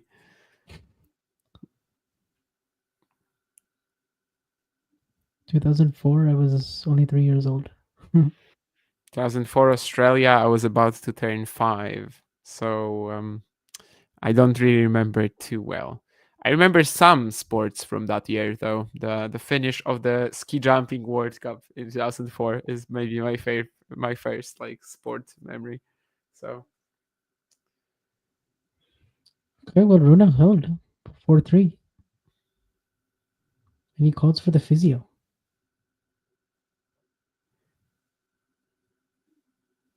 Breathtaking tennis. That's good. That's good. I like it. Yeah, I mean, Jannik definitely has been a little out of breath this game.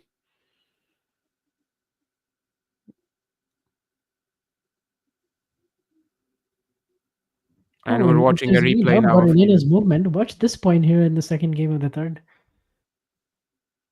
Second point of the third game in the set to go love 30 on Keys' serve. It's a really good down the line running forehand here from Rybakina. Okay, On the good dead to run. see then. So she has a love 30 here. I saw some remarks even that maybe the fact that Rybakina isn't on one of the main courts here this today is because they're expecting her to retire, or like isn't on Rod Laver is what I'm trying to say. Yeah. Because like Świątek Liz, it's not gonna be a good match. Let's be clear about that. I don't expect it to be. Yeah, I expect there'll be at least one bagel, one bagel or breadstick in there. That's my prediction. It's probably a good prediction, right? Sorry, once more. There's probably be a one bagel or breadstick at least. Maybe even two. Świątek Liz, yeah, I would expect it. I mean, definitely possible for her to get two breadsticks or like a bagel and breadstick there. I think that it might be, it's the first night session match for Iga. Like it might get a bit, I don't know. You could imagine some timing issues at first, but yeah, it's just Liz doesn't really have anything in her game that can trouble her potentially. Yep. Of course, they've played in Stuttgart 3 years ago. Liz has improved a lot since, but in the grand scheme of things, like for this matchup, probably nothing really. Like it doesn't make a big deal of difference. Either way, actually, Sinner, like they show the replay as well of that point where he was like hobbling after. And now Holger goes love 30 up on the Sinner serve. So like this is the moment. If Rune is supposed to be in this match, this is the moment where he has to strike. Like, there's no other way. Yeah, I just saw the opening point where he hit a very good forehand return right at Sinner's feet. I mean, second one, he hits a very good backhand return at Sinner's feet. So it's kind of the same, but yeah, you just have to pressure here in whatever way will be possible, whatever way Jannik gives you, because you can just blast a few good serves, and in fact, that's how he begins the potential turnaround in this game. Jannik no longer wearing that green shirt that he was wearing in the first 3 rounds. Wearing a white and yellow one instead. I haven't seen Liz play yet. What's her style? I mean, honestly, just like she's a pretty aggressive ball striker. She's fine, but like it's just one of these matchups where the weight of shot of Iga is just something she's not gonna be able to like produce her own game against. Okay, it's a little too low key. I don't know. It's not really like that threatening. It's okay. It's nice when she has time. She's aggressive, but it's not like that threatening. I don't know how much I like this idea from Rune of like sprinting into that forehand return. It does feel like he's kind of wasted the love 30 now. What is it, Dave? Like, are real bagels a thing in Poland, or is there an equivalent pastry that you put fish on? What do you mean? Like, fish on a bagel? Is that a thing? Am I not getting some sort of a joke? I don't know. Yeah, that point at 15:30, like, no, that's just not it, Holger. Okay, there's an unforced error from Sinner here on the inside of forehand. It's just a little wide, and it's going to be a breakpoint for Rune. I mean, by now it's just one breakpoint, so you're kind of at the mercy of Sinner in some respects. But as I said, I mean, if this match is supposed to be any interesting, this is the moment. That slice that made Sinner kind of lift up on that backhand, a little bit of variety. Yeah. Get Sinner out of his comfort zone there. And that's what Rune has to do, if it's a straight up hitting contest of 2 ball strikers, Sinner's going to win. Yeah, like when he mixed in the drop shot in the first set, and you kind of know that, this is, part of his skill set. He has a wider range of options and kind of has to use it somehow. And it's going to be a double fault from Jannik Sinner. 5-3 up for Rune. Okay. Well, the physical situation of Jannik does not seem that amazing at the moment. Of course, we've seen him handle like these like micro. Yeah, crises. we've seen this before from him as well, where he looks kind of physically out of it. Yeah, but then still wins. Just does it. Yeah. So He's I don't suddenly want to like more read vocal too about much his into it. physical Yeah. issues than other players, or not vocal, but like more. He expresses it more. Yes. And also, like, I don't want to go too much into it. I would say his team does look a little worried, but again, it's like, just speculation. Either way, Rune has the chance to serve for the set. Needless to say, with a match like this, where, one player is quite a lot better than the other, gotta take a chance like this. Yeah. The Danish fans have awoken. I mean, Jake said that it was tough to get into this match because it felt inevitable, and it was. And I think even the Danish fans kind of felt it. But now they are like, yeah, come on, Holger.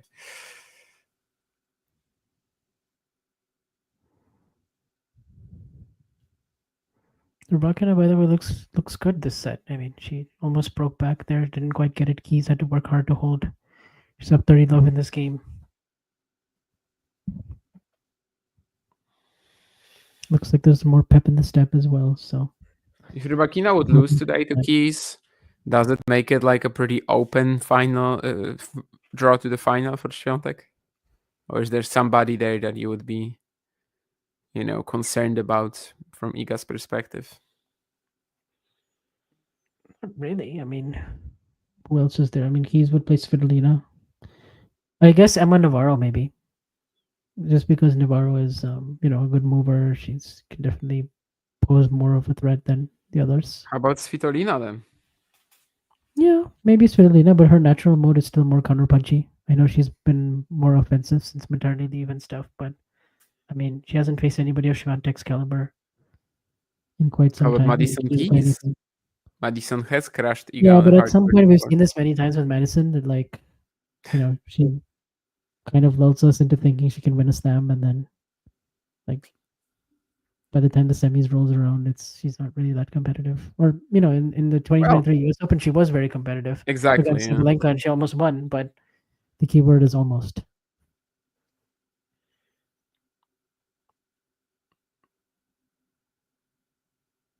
Of course, Madison's only final. She did not really deliver on the day. Yeah, I mean, Jannik is having a horrible time now. I'm not saying physically even, but like just, his game over the last 3 games has disintegrated completely. And it's going to be Rune's 40-15 up. The only point he's lost so far in this game is just a random forehand error he made mid-court. Either way, 40-15, 2 set points. And we might actually get something out of this match, some intrigue. I don't think a trainer has been like called yet for Sinner or something like that. We might get to see that at some point as well. He definitely did not look right physically at some various points in this second set. But yeah, he's someone who we've seen handle these sort of micro issues before. So it's not a given yet that this will be the best chance for Holger to win this match. But indeed, it seems to have led to him getting a set really.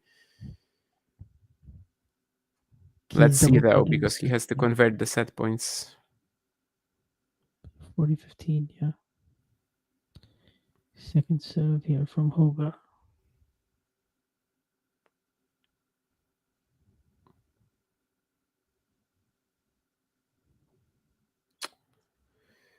Yeah, Ghosty, a little bit of a problem if Sinner would lose here is that we'd have a lopsided final probably. Could be a major chance for Zverev, just generally, because he only has to play one of Alcaraz Djokovic, and then imagine that Sinner is not in the final, right? Like that's the moment for him, really. Ben Shelton, first slam title, let's go. No. Yeah, I mean, if Sinner loses here, like the final would be very open to someone like Holger or Ben, especially, but even Alex. Bernardien qualifying doesn't have Raducanu. Yeah, I mean, even to Lerner. Monfils probably impossible physically, just simply for 7 matches, but yeah, even to Monfils peaks at age 38 and a half. Let's go. If Monfils won a slam, it would be the most ridiculous thing I've ever seen. Like not back in the day, but this time, like this event. Either way, 6-3 Rune as Jannik is missing this forehand into the net. Well, let's see if he has any treatment, if he has any toilet break, but Definitely not the best set I've seen Jannik play. And in fact, I think someone is coming onto the court. Let's see if it's the physio or not. Someone was coming there with the backpack, but he's actually talking to the umpire now rather than to Jannik. Maybe it's just a random backpacker who they allowed to show up at the Australian Open. Set to stats, 12 unforced errors from Jannik, 5 winners.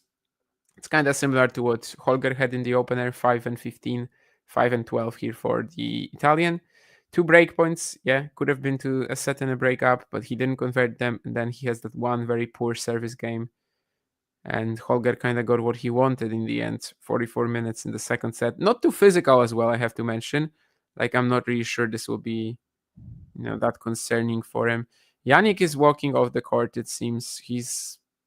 Let's just say he's not too springy with his movement. Like, he's... Yeah, he definitely looked very unbalanced to me at the end, Yeah. The set, a lot of the errors.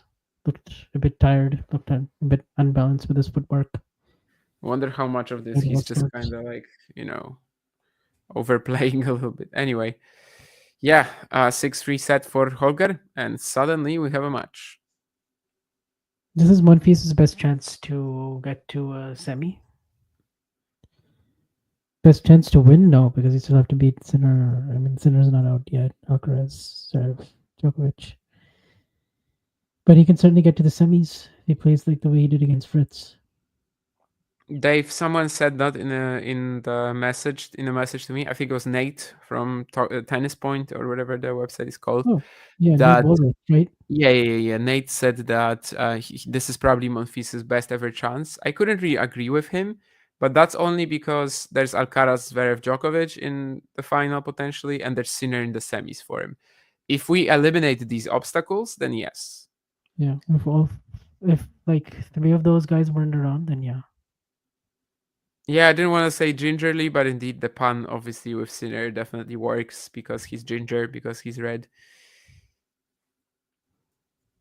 Actually, no. If Alcaraz, Zverev, and Sinner are out, there's still Djokovic, and he's horrible against Djokovic. So. No, I think all 4 have to go out realistically. Yeah. Maybe Zverev actually. Zverev, Monfils. No, I think, Dave, the best chance that Monfils had by far was the 2016 US Open. Because in the semis, you have the worst... For Rybakina, sorry. Oh, breakpoint for Rybakina, okay. Yeah, for Rybakina, and she's going to hit a backhand volley that's going to land short. Does Keys get to it? Yes, she gets to it, but this lob that she's going to hit over Rybakina's head is just long. So it's a double break for Rybakina. Sorry, yeah, go ahead. No worries. 2016 US Open, Djokovic in the semis. That's probably the worst version of Novak that ever reached a final of a slam. He was getting walkovers and retirements all over the board. He was not really ready for it. And then the final, you have Wawrinka. Mm-hmm. That was the best chance for Gaila, no doubt. Then again, he had to beat Novak, whom he is 0-20 against. It kind of shows you that any version of Novak, he never could really... Yeah. I mean, the 2020 version of Novak in Dubai was actually very good, and he almost won. But I mean, in 2017 in Eastbourne, he won a title. In the finals, he played Monfils. Wasn't there like close match between them in Canada as well? 13 or 14? 2014, yeah. Like second round. Yeah. And that was also a very weak Canada-Cincinnati swing for Novak, right? So another potentially big chance to beat them there. Yeah, he lost to Robredo in Cincinnati. He lost to... Tsonga in Toronto. Yeah. Toronto, yeah.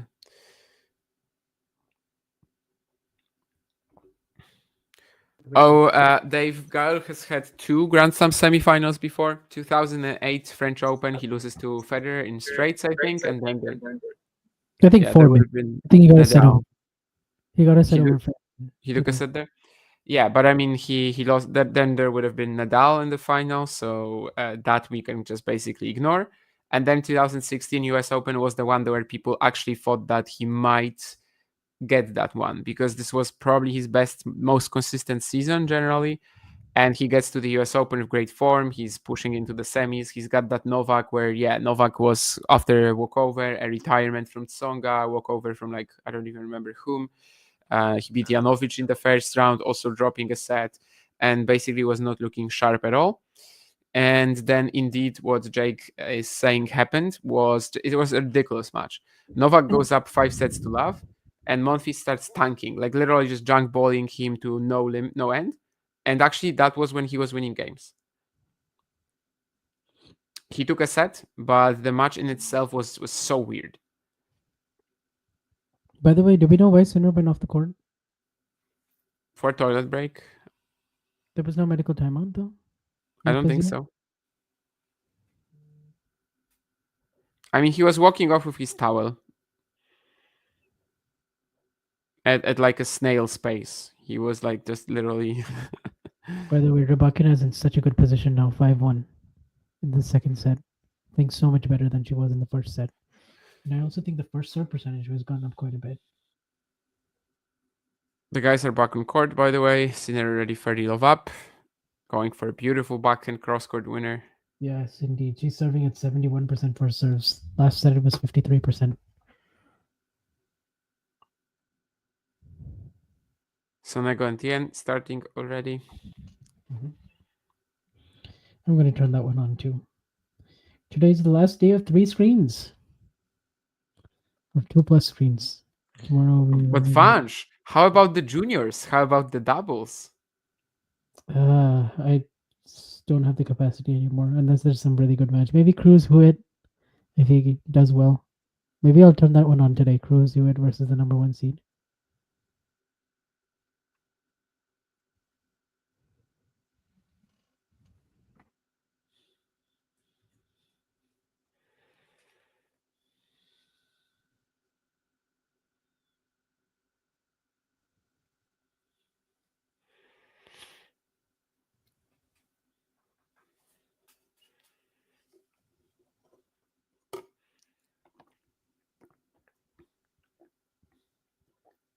Some really good returns here from Keys.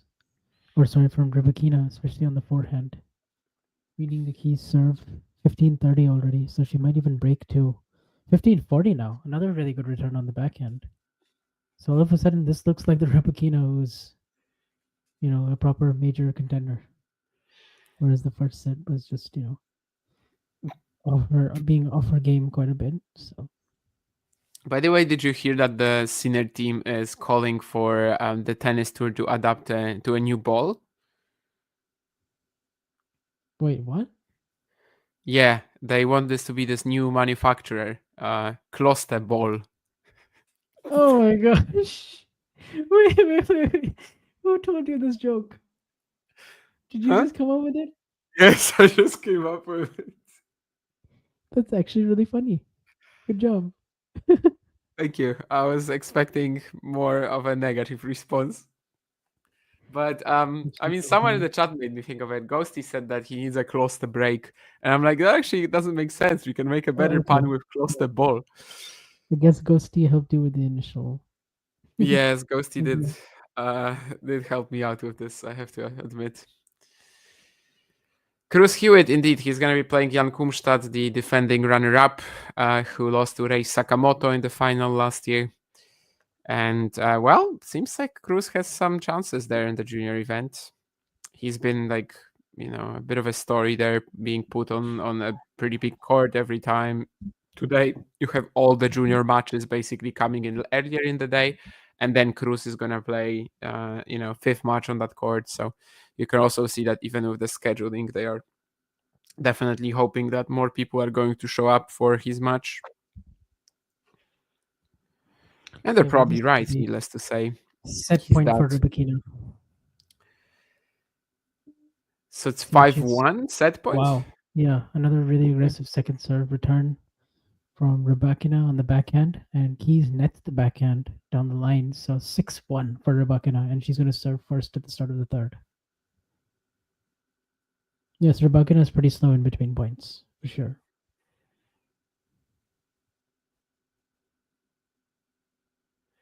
Cracking a pretty nice forehand inside out here, Rune.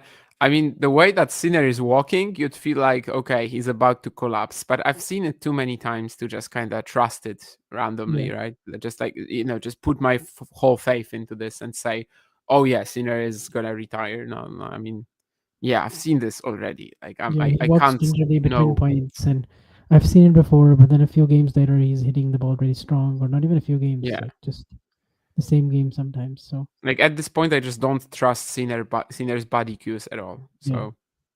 And I'm not saying he does it like on purpose or like it's wrong to do it or something like that. I mean, he can do whatever he wants to between the points. I'm just saying he's not one of these players where I'm like, oh yeah, they're injured, they're probably done.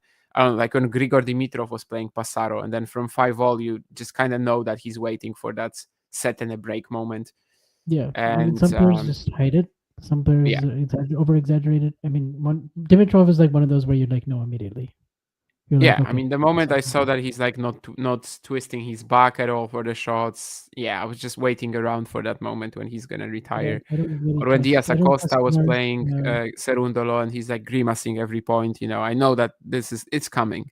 Whereas with Sinner here, yeah, he could as well just keep going for 3 more hours here, and I won't be surprised. Yeah, of course, we already talked about it with Monfils. He tends to do that as well, hunched over between points. Also, Djokovic many times. So Djokovic, Murray definitely also in that school. I think Jannik has a different, let's say, style of doing that, but Monfils, yeah, just keeping himself up on his racket, like that's something he does after every point sometimes. And you can't ever really know whether he's actually super tired today or whether this is just kind of a thing. Where of course Andrei Rublev once called him out on this, which was kind of interesting. Yep, Cincinnati, 2021. He apologized very quickly, which I also found pretty interesting. I guess he just, but because I feel like that's something that many players have in mind when they're playing Gael. Sonego holds to open the match against Tian. Okay, Tian still has strapping on his squad. Was expecting that. Yeah. Yeah, that's true, Sean. Sorry, Vansh, for getting your hopes up.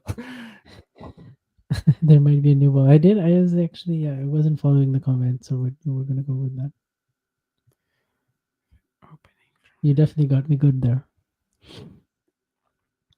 Yeah, Joao. I mean, it does feel like, he gets a break from Rune and he's probably just gonna really focus on these service games. He was kind of doing that in the opening set already. Like, I don't think he was looking unwell physically at any point of the opening set, but he was already kind of doing this when he got the early break, and like it didn't feel like he was like pushing super hard for the for any more openings. Like it didn't feel like he's desperate for a double break and he just wants to crush Holger.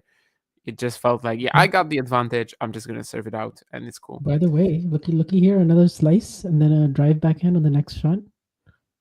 Not giving Jannik the kind of rhythm that he wants, and it's 15-30.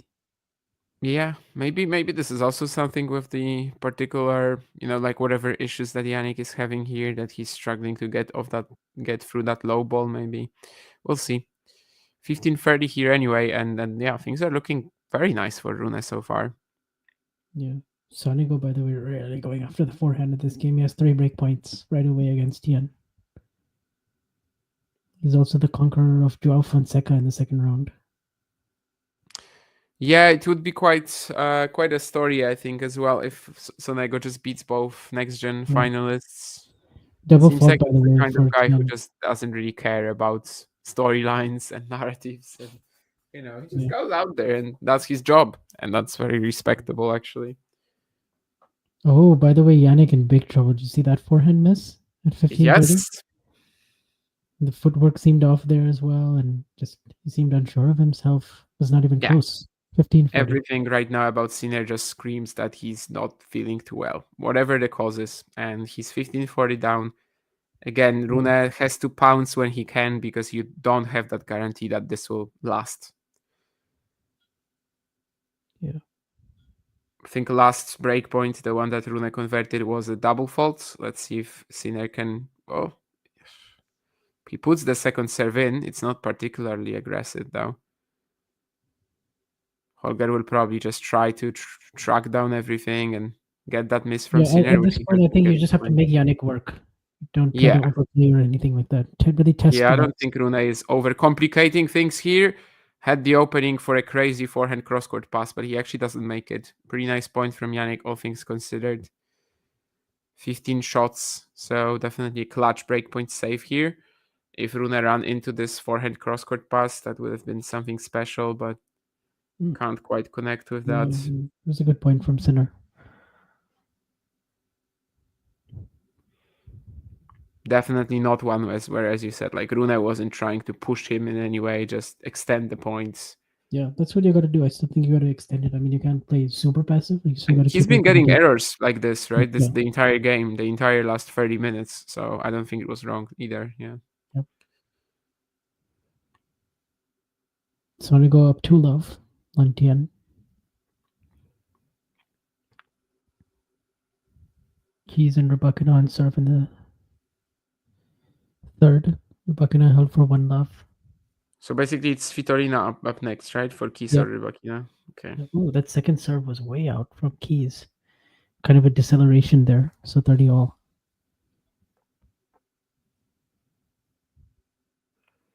It's kind of a big game if Rebecca breaks here. She's been so much the better player since the end of the first set. Oh, and what a return from Rebecca cross scored on the forehand of the first serve. Some good movement there. So she has a break point.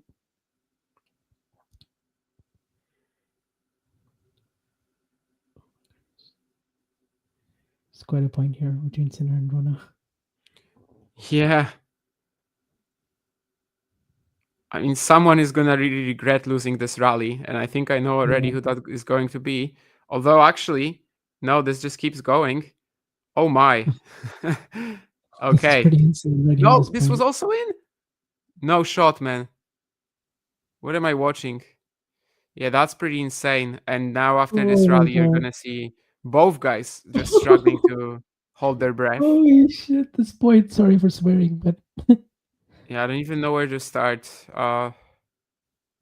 You're gonna see drop shots, lobs, running all over the place. There's a backhand that I thought Sinner missed, but it's actually in. He plays another drop shot, and by that point, Holger is like barely getting to it because it's just been such a long rally.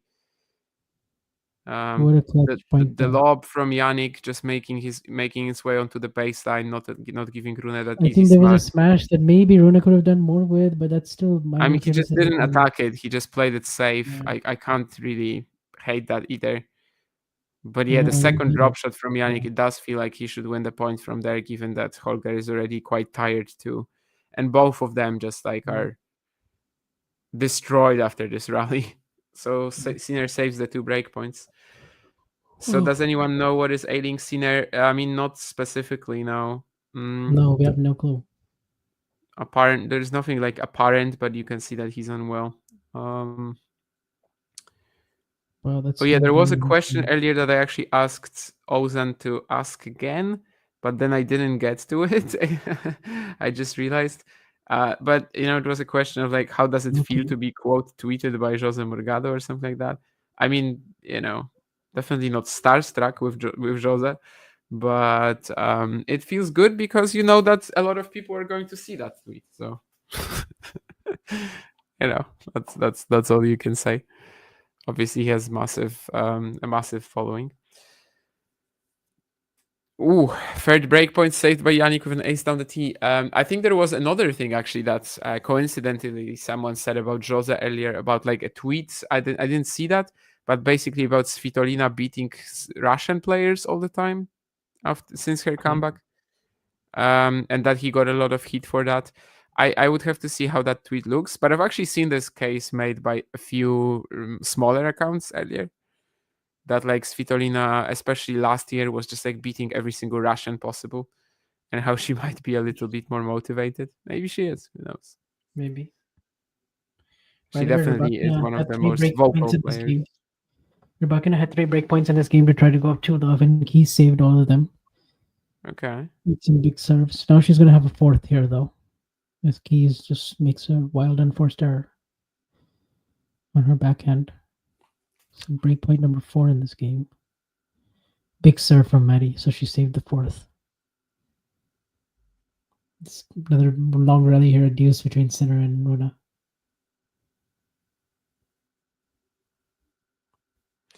This can be game changing, said Joao about this crazy Mm. point between Rune and Sinner. Yeah, this is that forehand, in the net. Exactly, and he's just missed, squandered whatever free break points, and indeed this could be game changing because, as I said, I mean, even when Sinner is ailing, you gotta pounce whenever you see that opportunity. Did you? One was an ace, one was a good forehand, 15-shot rally. The other, how many shots was that epic point that we saw? Do you I remember? don't know. I don't think they showed it for some reason, Yeah. even though they totally should have. Is it on the live scoring on the Australian Open website? I think it might be. So Okay. I might check there. At least 25, I would think, right? I think it was definitely longer than the first one for sure. I don't see it though here. Yeah. By the way, really aggressive second serve return. I liked how he kind of hugged the baseline and went after that return. It felt safe cross court. Yeah, I don't see this info on the Australian Open website, so unfortunately, I'm not sure we have it. But that was an insane point indeed. Rune is still in this game though. A deuce, he's just keeping himself in the rally pretty well, and then decides to pull the trigger with the backhand line. So that's a game point for Sinner. But yeah, surviving this might be a massive moment for Jannik. Yeah. Just like surviving this game that you just mentioned might be a massive moment for Madison Keys. Yes, indeed. And she just hit an 89-mile-per-hour winner. Huge roar here. A deuce. The forehand down the line, just going really big on it. And let's see here on the game point. She's going to move Rybakina around. Some good depth, and she gets the error. So 4 break points saved. Might be the same thing for Sinner. The Sinners had 3 break points. I mean, goes for a pretty smart second serve at the Sinner body, and Holger is just trying to run around it, but gets completely caught in the middle. And it's 2-1 Sinner, saving 3 break points. This was tough. This was definitely a hold and a half, I would say. Yeah, Gil Gross has called it the point of the tournament on Twitter. Yeah, maybe. Do we know how long it was eventually? I disagree. That's not the point of the tournament. The point of the tournament is Lorenzo Sonego against Wawrinka. I don't recall it. What was it? The tweener? Yeah, but it wasn't even like a tweener. It was like a behind the back. I mean, not a behind the back. It was like kind of like no look shot from the side of his hip. I watched it, but I don't remember it now, to be honest. Yeah. Yeah. I mean, I watched a video of it. I didn't watch the match. I watched the video of that point. Maybe that's why I don't have that much recollection. I guess you could argue. I mean, I don't know if Sinner wins this match in an epic way, or since it was and wins the tournament from there. Yeah. But no, I mean it's still too early into the third set. But really, I don't think it's the point of the tournament. No. Yeah.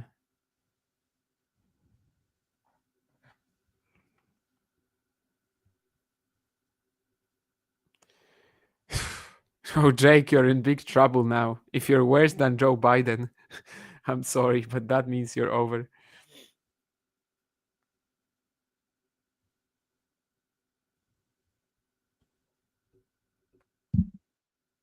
By the way, Sinner is shaking visibly. If you look in the changeover, I don't know if you have your feed on you. But he has for me, he's already standing close to the baseline, so I don't know. There's some visible shaking from Sinner, like this. With the towel on his eyes. It reminded me of Djokovic against Medvedev at the ATP Finals in 2022. That dead rubber match. That was the best match all tournament. One of the 3 third set tiebreak losses for Daniil that event. Yep. It was a dead rubber for Djokovic. Well, for both. I mean, it's dead rubber, so yeah. Yeah. So one of the better dead rubbers you've seen, but the best one, hands down, is Fonseca Menchik. At the next gen finals, yeah. But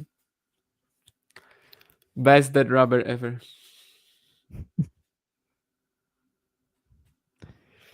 We could have had them playing in this tournament. Well, that would have been epic if they both got around further. Menchik certainly had a lot of chances against Fokina.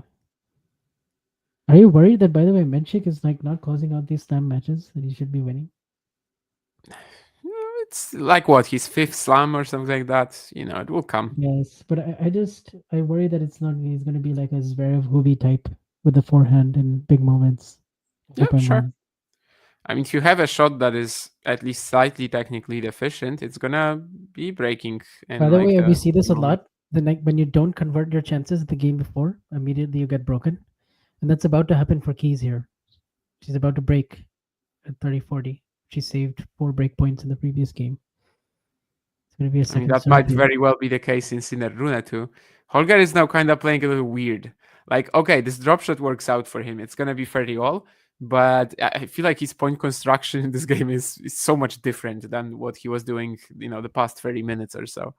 Yeah, Rybakina frustrated by that miss. She should be. Wild unforced error from the middle of the court. Footwork kind of all over the place. 2-1 for Madison Keys.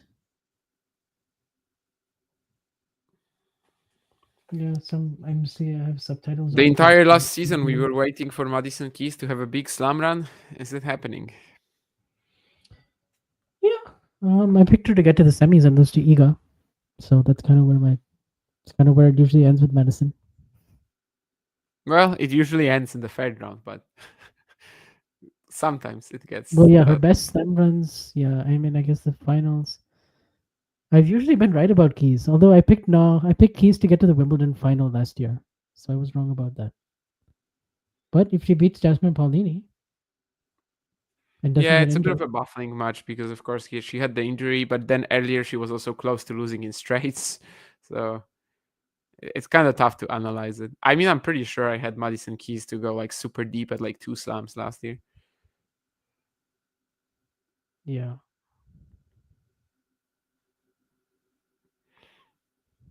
But then at the French, you kind of had to think that, well, if she loses to Iga, that's just... No, at the French, I had her losing to Navarro, so I was right about that.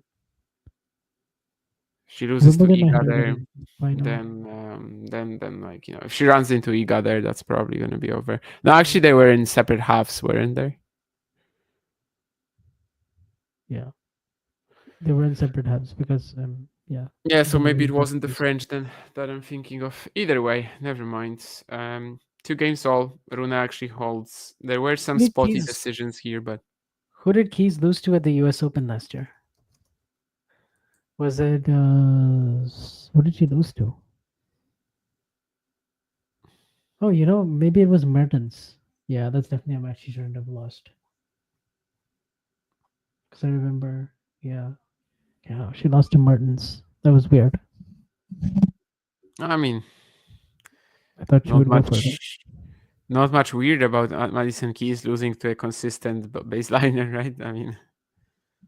Yeah, I think she had a lead in that match, though. Like, she should have won it in straights, kind of. But Mertens is one of those very consistent, always gets to the 3rd round. I think she had like a streak of like 18 majors in a row, 3rd round or better. She had, but it's a bit gone by now. Yeah. Well, at least Rune held.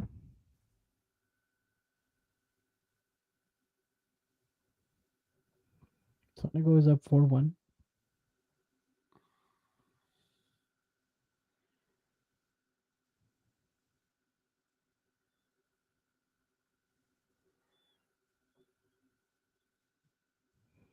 By the way, Sinner looks fine now physically, doesn't he?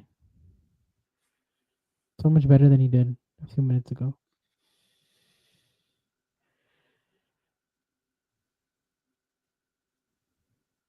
I don't know yet. I mean, I don't think he's been really like pushed this game.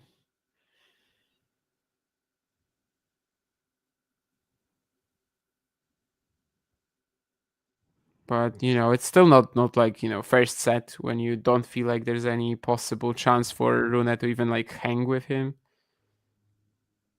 Whereas right now, yeah, it's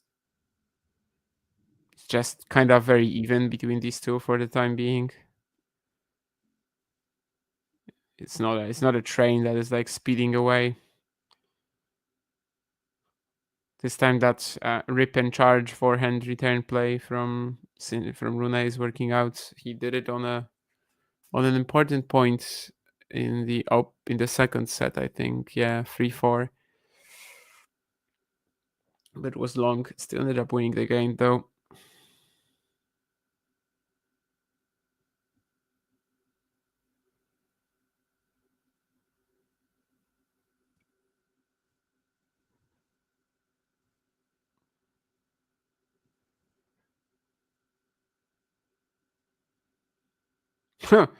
Another fantastic aggressive return from Rune here.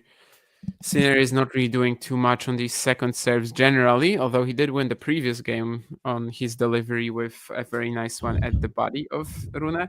But here, when he's just like rolling it in, Rune is definitely quick to step up. So now 3-1 just for 40 Keys. 30.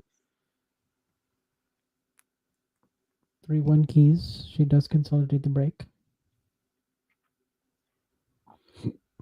Keys versus Svitolina is a matchup of two players who are touted as some of the best to have not won a slam. Svitolina just made her 14th or 12th major quarterfinal. I wonder what the number is for Keys. Got to be at least in that territory, you know? I think it will be a bit less than that. Maybe like 10. Yeah, 10, 9, something thereabouts. I'm gonna look it up. Her Wimbledon record isn't that good. It's like 1 or 2 quarters, I think. Australia, she's made a few. US Open, actually, I think maybe not. Okay, that so this many. would be her 11th. 11. Okay. Yeah. So 10 was right, yeah.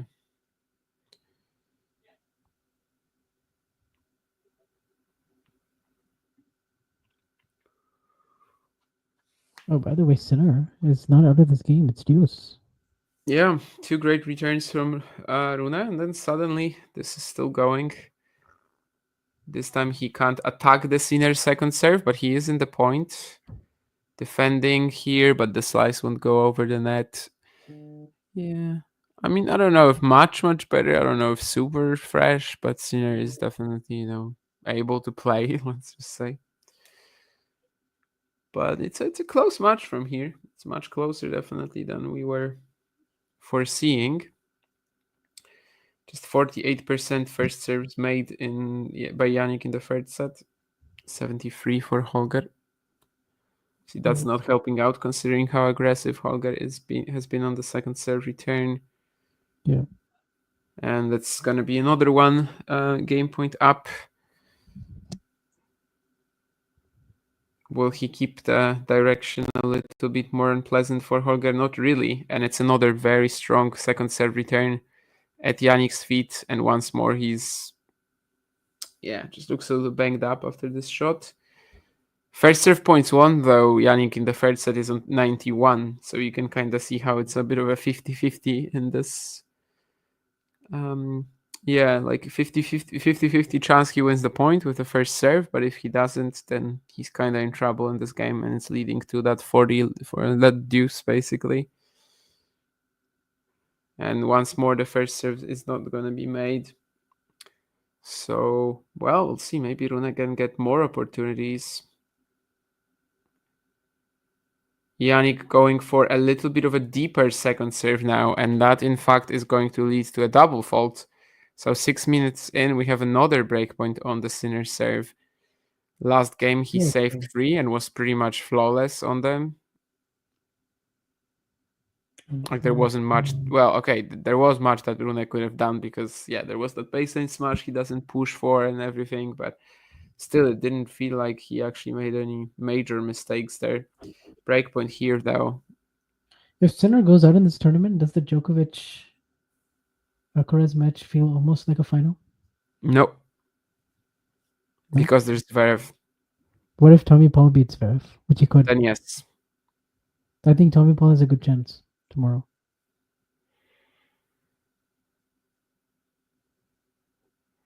Ace out wide for Sinner, so one more breakpoint save. That's literally perfect. There's nothing you can do about that.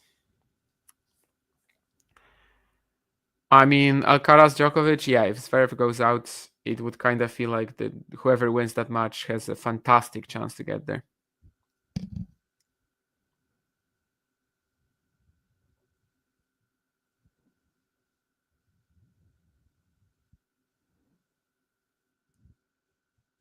Rybakina did hold very easily in the last game, and Key starts this 6th game with a double fault. So Why does it look so miserable, Ghosty?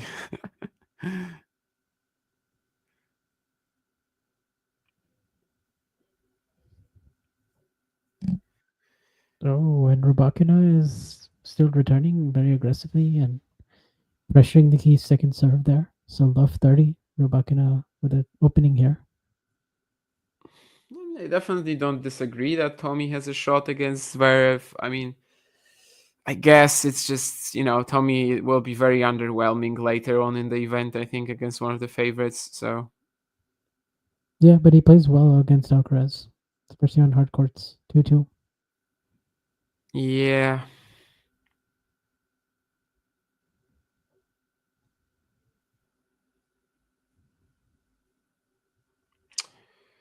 I understand that, Joao. Yes, I mean, given how Sinner looks, if he loses, though, like we've seen this happen before to Jannik or to other players. Djokovic with the abdominal tear years back, and then he still wins the event. The umpire is calling somebody on the walkie-talkie, so maybe this will finally be some sort of a medical timeout. We'll see. Actually, kind of wanted to switch over to Keys for a moment. Yeah, I this is a don't know big if I point, should, considering 4-2. should probably see what's happening there. But Medical timeout for Sinner? I don't know. Okay, mine went into commercial, so I'm not sure what's going on in the change events. I mean, he's on the bench. He's changing his shirt. I just know that the umpire was talking to somebody on the walkie-talkie, so I don't know if somebody is coming or not. Rybakina, by the way, one of the stories of this match, 3 for 11 on break points. Keys 3 for 6, and Rybakina's going to have another chance here. Aggressive second serve return. Keys dumps the forehand in the net. So 30-40, chance for Rybakina to get back on serve in the third. Remember, she also had 4 break points in Keys' opening service game. And she misses the return there. That was a good chance. She definitely was on the ball for serve return, though. So Rybakina now 3 for 12 in the match on break points 1. 0 for 5 in the set.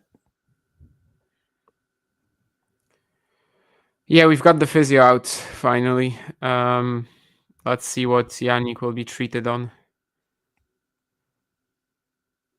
Oh, and Keys almost got back into the point. It's a good forehand return down the line from Rybakina. Keys defended the backhand. Rybakina goes backhand line. Keys is going to try to hit this forehand pass, and she misses it in the net. Rybakina was on top of it, so another break chance for Rybakina. Yeah, that's my issue, Joao. That like if he wins, the next rounds are easy. So I don't think we can call tomorrow the virtual final yet. With Zverev, I'll maybe say in a second. I'll give Vansh a chance here because this point seems to be important.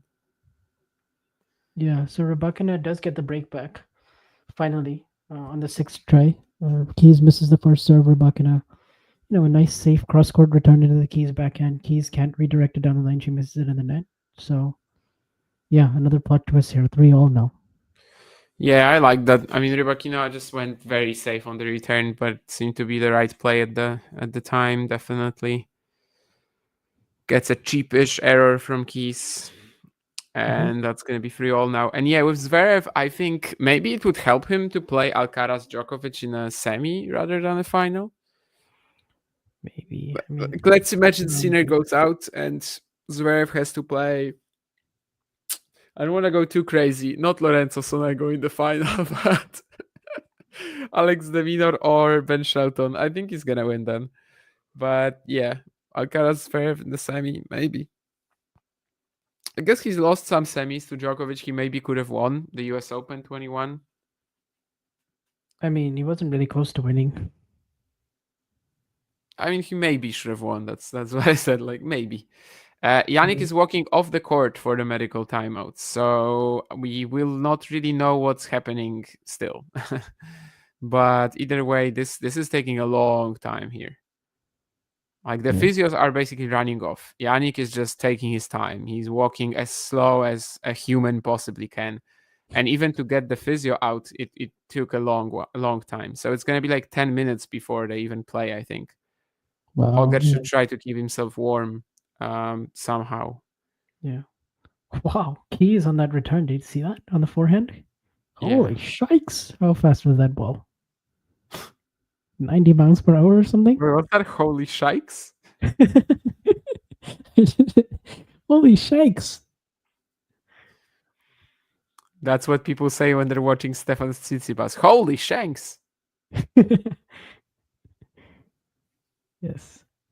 Okay, second serve here, 15-30. He's looking to be aggressive on this. And she is going to be very aggressive, and she's going to go inside in on the forehand. And she's going to go inside in again. So she has 2 break points. Wow. I gotta say that second serve return at 15-all was ballsy. Not the most high margin shot, but well, it's Madison Keys. Live by the sword, die by the sword.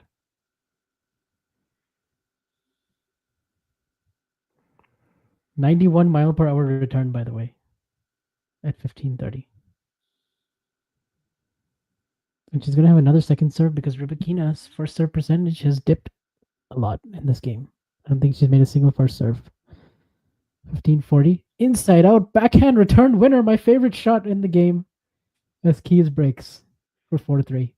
Apparently they were checking the blood pressure of Sinner, and now he left to get that awkward medical time. Sorry, Ghosty says you can curse once in your life. I won't tell mom. That's true. I'd really just. Vansh already cursed during the stream, by the way. So have I actually? Yeah, you said holy and the real world. Okay. The real did, word. yes.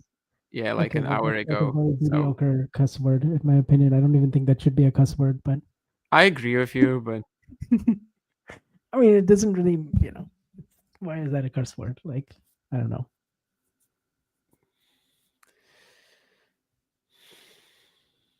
By the way, Sonigo was actually serving for the first set against Tian, and he actually telegraphed a forehand drop shot. Tian was so quick to get up to it, so it's going to be 15:30 on the Sonigo serve at 5-3.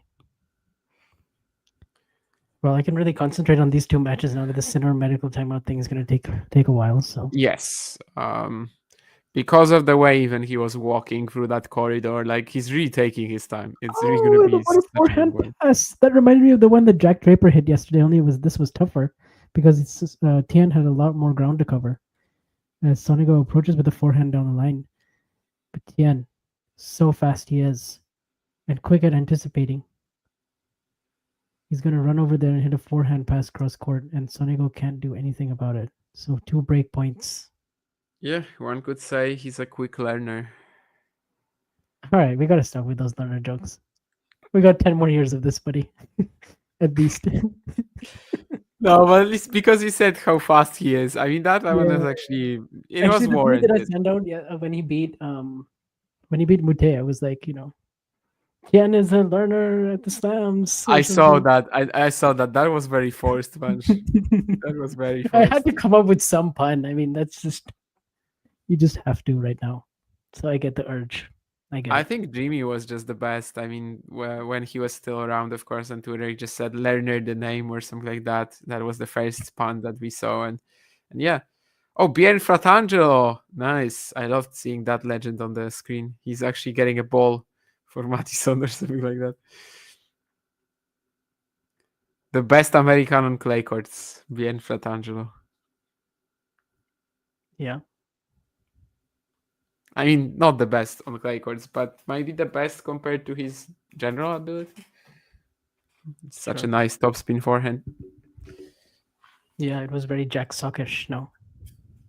Yeah, I guess Jack Sock is also there, but I mean, Sock was fine on any surface. Yeah. Even on the pickleball courts, he does okay. Yeah, he's good on the pickleball courts. He might make a comeback in doubles. Oh, and another. There's like 3 or 4 massive service points there from. He's. As we see Bjorn, the camera just zoomed into Bjorn. He's 1 game away. Do we know what the medical timeout is for? Like what body part? What's What's up? No, I mean he went off the court, so Yes, Jake. I remember when he took the first set off of Djokovic in Indian Wells in 2016. The last time that Djokovic really was a factor in the Sunshine Swing.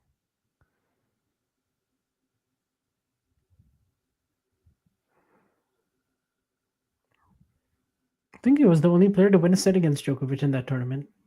Actually, Bjorn Fratangelo. Which one? 2016 Indian Wells. 2016? Okay. Yeah.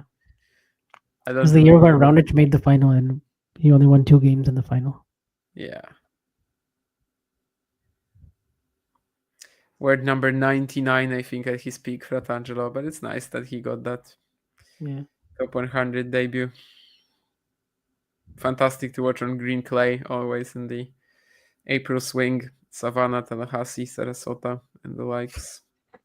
Ghosty continuing with the cluster ball joke.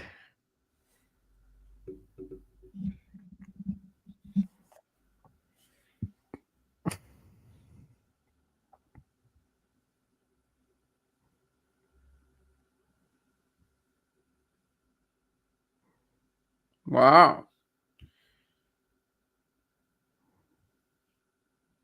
4 consecutive first serves. 3 consecutive first serves for Sonigo. 15-40 down. Did he take So the set? really good tennis. Oh, it's that point right now. Okay.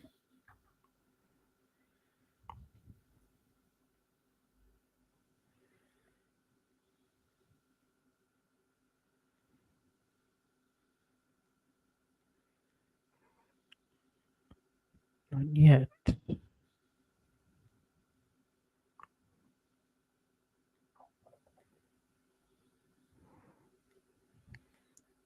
Second serve, 5-3.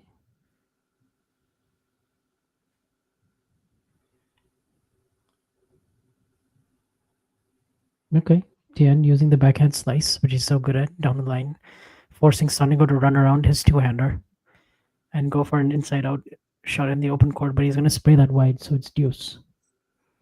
So not out of the game yet. Key's going super aggressive on the second serve return at 30-15, so she's now 2 points away from the match. So I'm going to really zoom in on this. Yeah, I'm watching it too now. I mean, Jannik, I don't think he's back yet either. Oh, actually, I think they're on the court now. I mean, but like, it's gonna be in a moment, basically. And maybe this match is ending this game. Who knows? Really? Oh, okay, yeah. I'm talking about Rybakina Keys. No. Don't worry. Okay, Don't worry. Yeah. Never mind. Well, Rune started out with a double fault. He has to be careful. I mean, all his momentum is now gone. Yes. It's a really long break. This is kind of why I was mentioning that. Okay, deuce now. I mean, another second serve return. That's, yeah. I mean, Rybakina was late reacting too, so it's a good backhand down the line. Yeah, Rune's got to be careful he doesn't go down like love 40 or something here. Okay.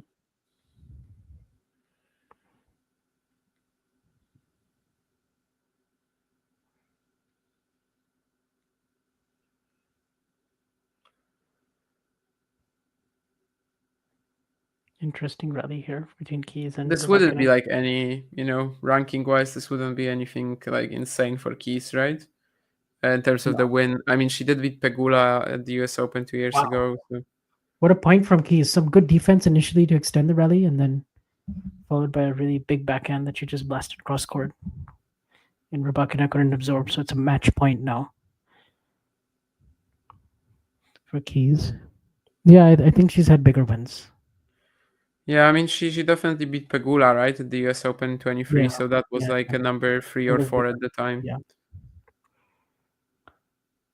By ranking, at least, yes. Yeah, I mean, this is bigger, I think, but still. Although Pegula was also regarded pretty highly before that US Open. She'd won Canada. And that just like last year, I guess, she was, both cases, she was like a very good, dangerous contender, just only once made it to a deeper. Bit of a missed chance there. I mean, she had the forehand middle of the court. It's kind of overplayed it. Yeah. Goran pumping his fist, urging Rybakina on. She's 2 points away from being out of the tournament here. She's going to make the first serve. They're going to go into a baseline rally, a pretty extended one actually by their standards. And now Rybakina has come forward. Oh, that's a very good volley from Rybakina. Good hands there. It was not an easy one. I mean, the approach was good as well. Safe. Yeah. It's a good point there from Rybakina. This one was a little bit awkward. Okay. It would definitely be very fitting if Keys just ended this match as well with some like super aggressive second serve return. Yeah, I mean, she's gonna do that That's how here. she's been winning this this deciding set. Also, if she saves the break points to win it, that's another fitting end. Okay, this is a fascinating rally here actually at 40-30 between Sinner and Rune, and Runa's gonna win it. And again, it's the backhand slice team. It's that short backhand slice that lulls Sinner into the, close to the service box. He has to create all his own pace. It's a tough shot. Rune has a good slice, especially defensively. So Deuce here in the 9th game again. Second serve for Keys. I'm guessing she's going to be really aggressive on this one. She tends to be. She's on top of the baseline. She's going to go after the backhand. And it's very safe. When you hit as big as Keys, you don't need to go for the lines. And that's what we see here again at Deuce. There's a lot of pace that Rybakina try to shorten the forehand swing, and she can't quite get it. Rybakina sometimes the forehand pace absorption not as good definitely as the backhand, so it's definitely the wing to target. And Keys has done a good job of that in this set, along with saving break points. And it's going to be match point number 2 here. Oh, and Rybakina misses the spot on the first serve. That's going to be out. Second serve here for Rybakina. And Keys is going to finish it off with a blazing forehand winner. Remember what I said like 2 minutes ago? I promise that was not because I saw this point. It wasn't there yet. And wow, what a win for Madison Keys. She's come into this tournament with a lot of confidence, winning 5 matches in Adelaide. She's now won 5 matches here at the Australian Open. She's taken out the 4th favorite for the title, the number 6 in the world. And it was not easy. I mean, in the 3rd set, Rybakina had all the momentum. She had the 4 break points in the opening game. He saved all of them with some courageous tennis. She also had to save another one later on. Of course, she gets broken back.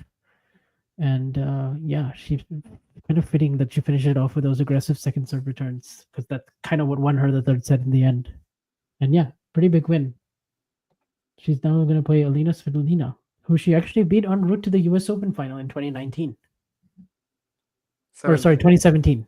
Yeah, 2017. She beat Svitolina en route. So she's going to try to do that to get to a semi here. It's her 11th major quarterfinal. She also made the semifinal here 3 years ago, losing out to Ash Barty, like everyone did in that tournament. And in 2015. Yep. 2015, she loses to whom in the semis? She loses to Serena, maybe? Serena or Sharapova? I don't know. I don't remember. I want to say, I think Serena. I think Serena, yeah. Yeah.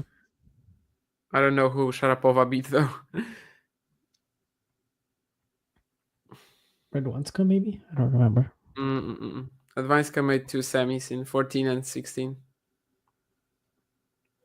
Yeah. I actually don't remember. I wasn't really following women's tennis that much in the mid-2010s.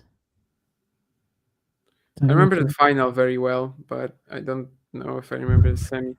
Sharapova. Oh, yeah. Ekaterina Makarova. Sure. I forgot about that. Yeah. I forgot about that completely. I did not know that. Okay.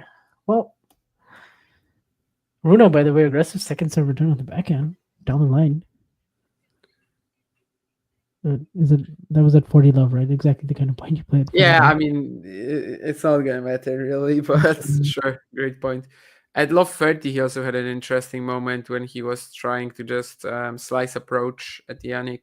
Yeah. By the way, first set ended up being 33 minutes, second set 44, and this one is 55, but it is much, much longer because of that delay. Because of the timeout, yeah. Yeah, that the was timeout. A minute break right there. So, but it's funny because it's 33, 44, and 55. Of course, this will not be 55 at the end, but maybe it will be 66. We'll see. Lorenzo Sonego, in the meantime, took the opening set over Lerner Tien. So we have Keys in the quarterfinals already. We've got Svitolina playing her. Of course, we already know 2 quarterfinals from the top half of the women's singles draw. So Sabalenka Pavlyuchenkova and Badosa Goff. And now there's just one left to be decided. Świątek plays Liz and would love to play Kasatkina in the quarterfinals. Of course, she would feast on Daria Kasatkina, as we know. Navarro? No, Navarro would be a tougher, I think.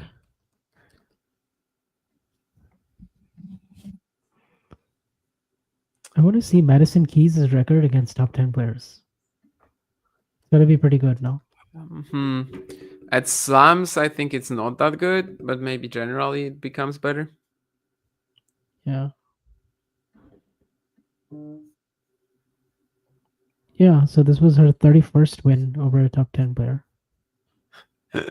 I like that pun, Ghosty. I'm now reading comments from like 10 minutes ago. In the slam, she's 8-13. It's not bad. Okay, What's that's her good biggest actually. win? I thought it was going to be more like 6-15 or something like that.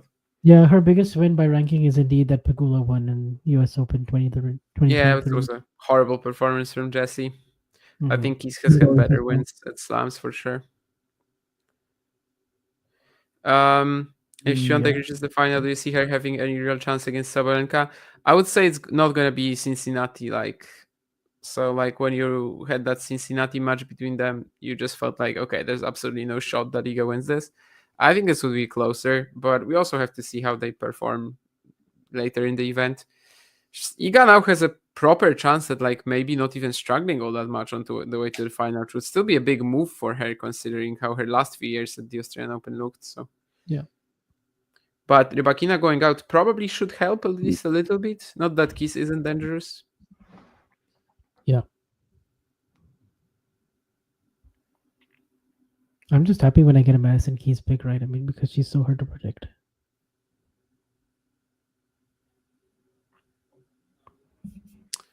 Yeah, I mean, on the WTA side, Ghosty, I don't think it was ever a death sentence winning a warm-up title.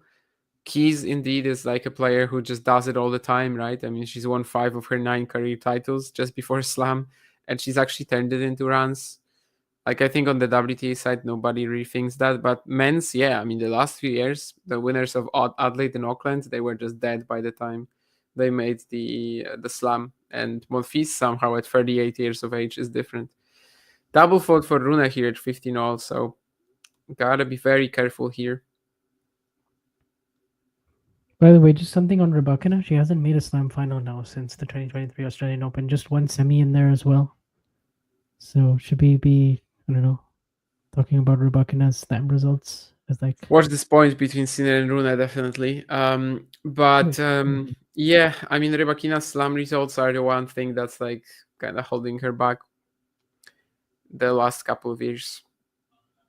Oh, and of course the fact that she barely played in the second half of last season. Okay, that's a good point there at 15:30 from Holger. But it almost wasn't. That backhand volley. I mean, the volley was trash, but he manages to make it work. The first volley, I mean, not the second one. The second one's just good anticipation, but. Oh my gosh, Holger is just so talented. Sometimes I just have to laugh. MTO is 11 minutes long, says Jake. Yeah.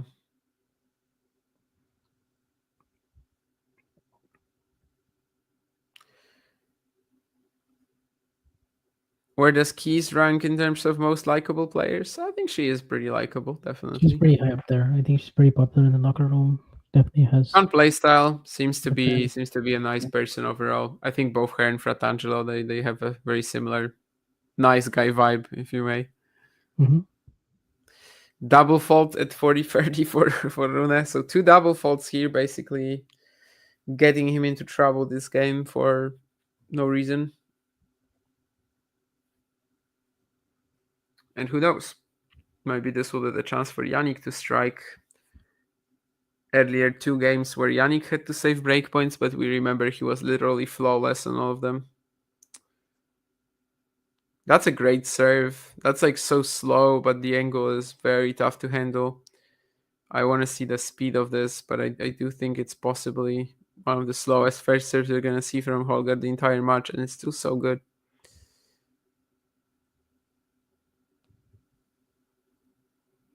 Yeah, 149.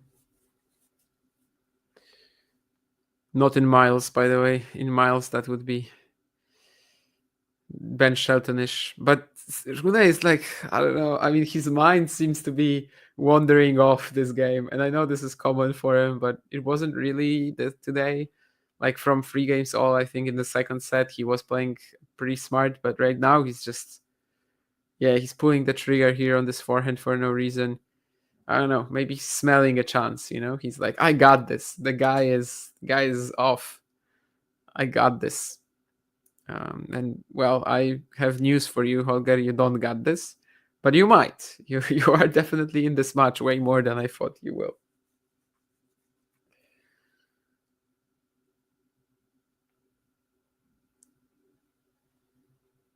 Or than I thought you would, rather. Well, one more game point for Rune. And again, he's just trying to like smack a forehand cross court. Basically stuck in this competition right now between himself and himself in terms of who crushes the bigger forehand. Jannik is not participating.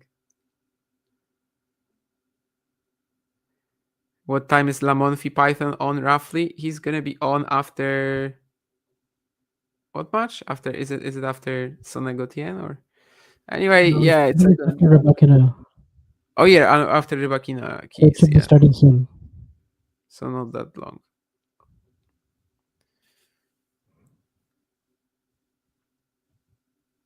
Yeah, I mean, what the hell is Rune doing in this game? I don't understand this. Gets another out wide serve to Jannik's forehand. This time Jannik can actually play the return, but still the half volley or whatever it was down the line. It's a breakpoint for Sinner now. He's really given him a lot of space this game, and this isn't something that he can really afford, even with Jannik possibly a bit unwell.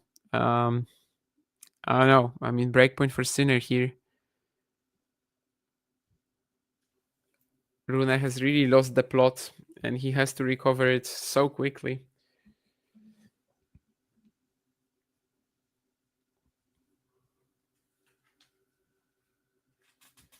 Would this be a big opportunity missed if Sinner lost this set? Sinner? Rune. If Rune loses this set, is it a big opportunity missed? I mean, it's not like he was directly that close to winning it, right? I mean, he had 4 breakpoints, yes, 3 in one and 1 in the other, but Sinner was like ridiculous on these breakpoints. Tough to say. I mean, I think you can really call it an opportunity when you have like breakpoints to save for it or something like that, right? But if you have a breakpoint or even 3 of them at 1-all, then yeah. By the way, but actually he plays a perfect point on the breakpoints. He throws in a beautiful drop shot and then passes Jannik. So such a baffling game, really, from Holger.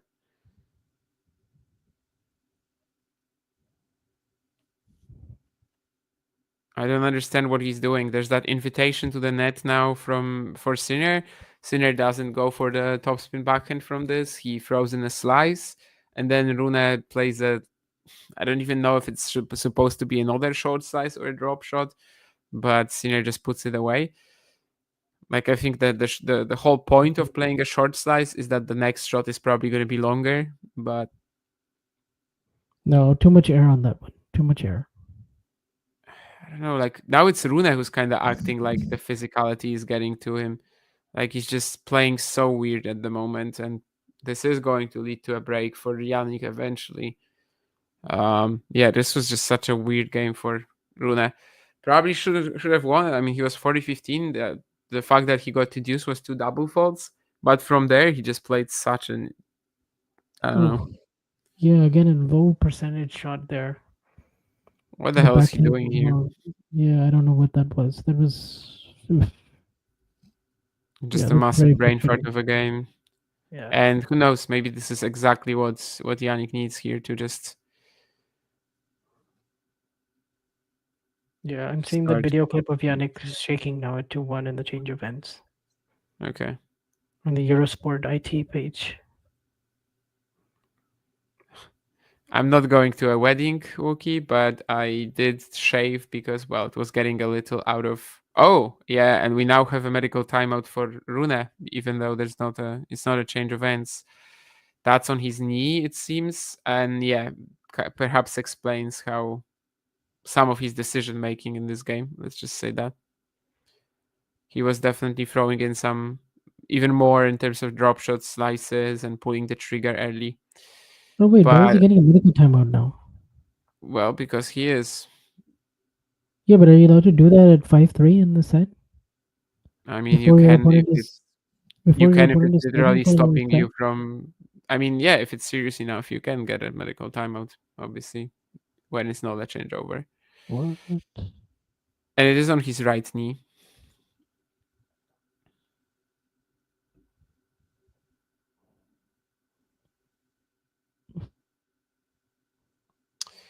Yeah, I said I'm not going to a wedding, but it was getting out of control, and I'm gonna be going to a challenger in a couple of weeks. So gonna be looking nicely there. Wait, sorry, you're going for a wedding? No, no. That was just something that Wookie suggested. That I shaved because I'm going to a wedding, which is not true. I've actually never been to a wedding. Wait, what? Okay, yeah. Yep. Wait, for real? It's okay. Interesting. You'll probably have that experience soon. Really small family.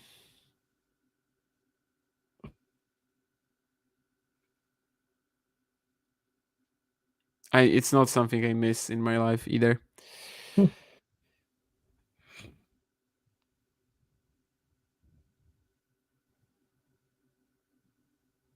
Yeah, Nurlan, I can get the feeling. Like Alcaraz definitely is looking pretty strong. Should be better than last year's Australian Open in the Zverev matchup. Just a little smarter, I suppose, with the experience. I think Alcaraz's chances look pretty good at the moment, yeah. We'll see that whole physical situation about Jannik as well, obviously. But yeah, now it's like both Rune and Sinner are kind of falling apart here. Sinner, though, after the bathroom break, a little better. And now it's Holger struggling. And of course, after the medical timeout, Sinner will serve for the set. Rune is back now. But let's see, what sort of physical state he will be in. So considering what's happening right now, I think even more so we can't call the chances earlier, like, a big missed opportunity for Holger. Also, Jannik was just perfect on them.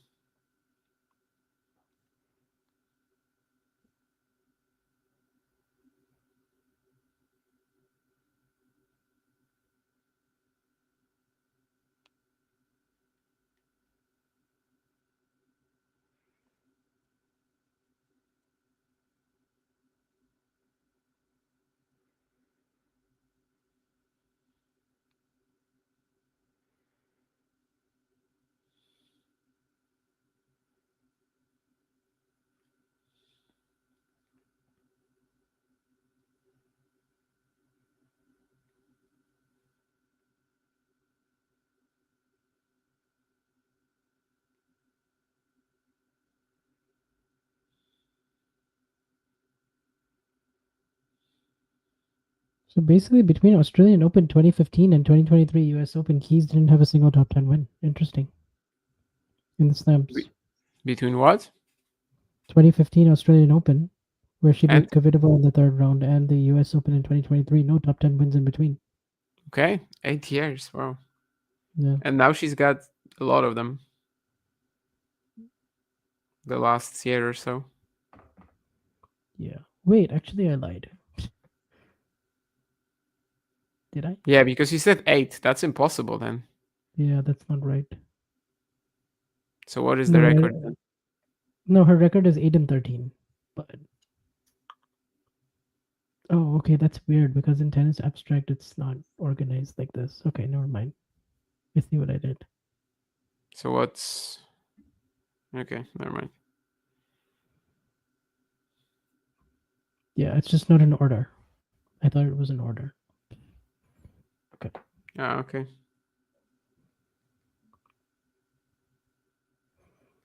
Because obviously she got 2 wins in the 2022 Australian Open as well over Krejcikova and Badosa.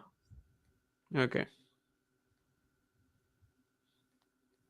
Well, Jannik gets a hold to love, and now it's suddenly, of course, Rune whose physicality and fitness we're more concerned about. Jannik leads 2-1, and the big question is whether Rune's knee is going to allow him to play in the fourth, because that 3-4 game just started making all the wrong decisions, and well, you can understand it, I suppose, given that he had that impromptu, let's say, medical timeout, but yeah, at this point he is the guy in doubt.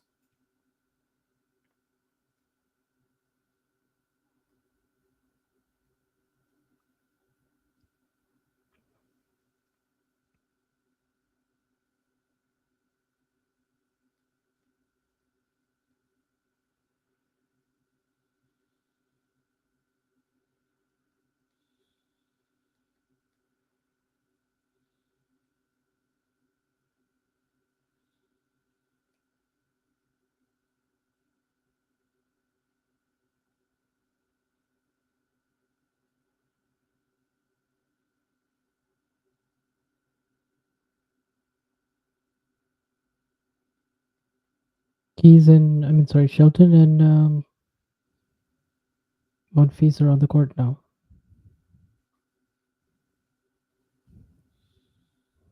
And Sonigo is up a set and a break on Tien.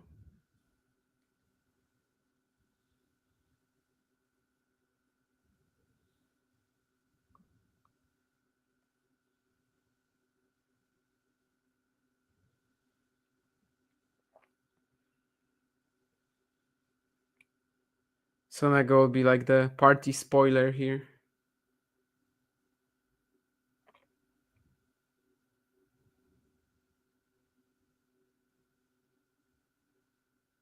Yeah, Tien, by the way, double faulted twice in a row to give the break with 1-0.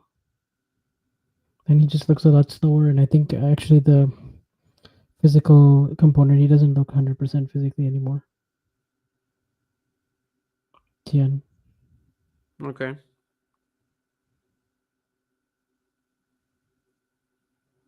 It should be very understandable because he also came through the really long match in the first round in qualies where he almost lost to Joseph Kovalek. Or sorry, Gregor Barrère. Where he had that passing shot at like 4-all or love 30 or something. 4-all love 30, yeah, pretty insane pass. I mean, does he win the match from there, Barrère? We don't really know because he started choking not long after. But definitely, I think that was a big turning point. Without that shot, it's very possible that Leonard goes out in the first round. And he did like literally drag Barrère down to his level in that match, which is also a skill he has. Mm-hmm. By the way, the schedule is out for tomorrow, and well, Vansh, I'm sorry. Oh, it's second one. Yeah. So what's the night match? What's the first match? Sabalenka Pavlyuchenko. Golf is playing at 11:30 a.m. Yeah. Dude, that sucks. That's like now the same thing as like, I don't know, the Beijing thing I had to do, which was basically pull an all-nighter because there's no way I was gonna wake up at sleep and then wake up at 2 a.m. So I basically have to stay up till 2 a.m. Yeah, I mean that's not 3 a.m. That's not. Yeah, but I can't go to sleep. That's the problem. Like I can only go to sleep at like 6 in the morning or 7 in the morning, really. Okay, sure. That is actually late. Yes, it's actually 6:44 in the morning for me currently. But I'm not sure if I'm even going to sleep after this match. I mean, as I said, my nap earlier was like 5 hours, so I don't know if I even can call it a nap anymore. And I can't even go to sleep in the, like at like 8 or 9 in the night tomorrow because, I mean, well, there's the Paul Zverev match. And I also have dinner with Lafia, by the way, tomorrow. So that'll be fun. Maybe we'll watch Paul Zverev at the same time. And then, so I guess Coco is Coco is starting before, huh? Coco against Badosa is probably the first match tomorrow. Is Coco Badosa the first match or the second match? Probably first, right? First. I'll open up the schedule. Yeah. Okay. So.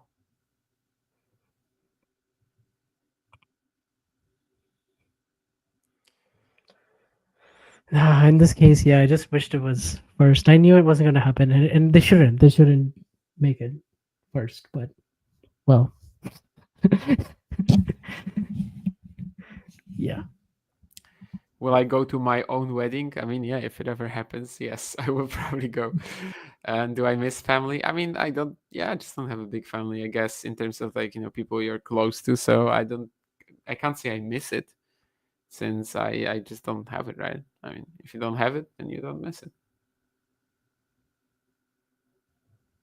I'm definitely fine with not going to like a wedding of my third cousin or something like this. Like that's just ridiculous.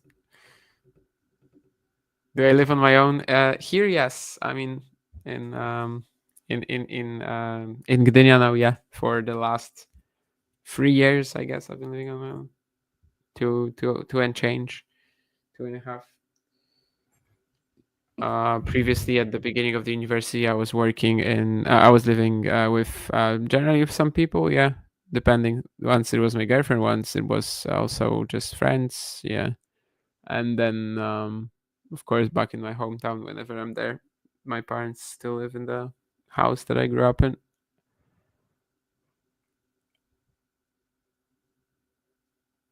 I was also living in like a boarding school-ish thing for 6 years, so haven't really lived at my parents' house for a while, actually.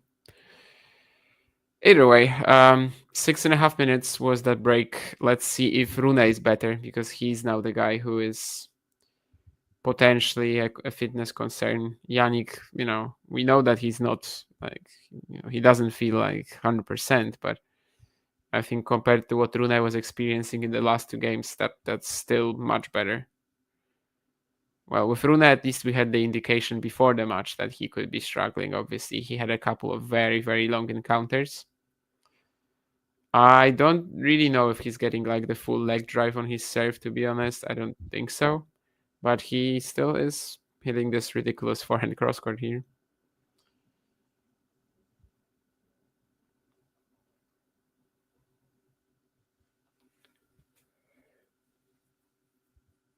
So this is kind of like the third set was just one of these call an ambulance, but not for me.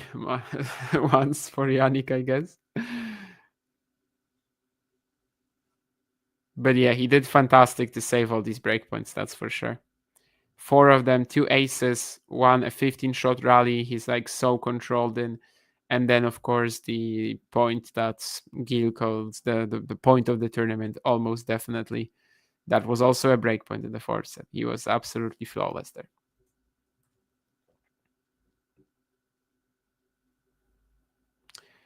How common is that over there? I don't know, not very common, but I just had, like, after my primary school, I didn't want to go to the junior high school in my city because it was horrible. It sucked.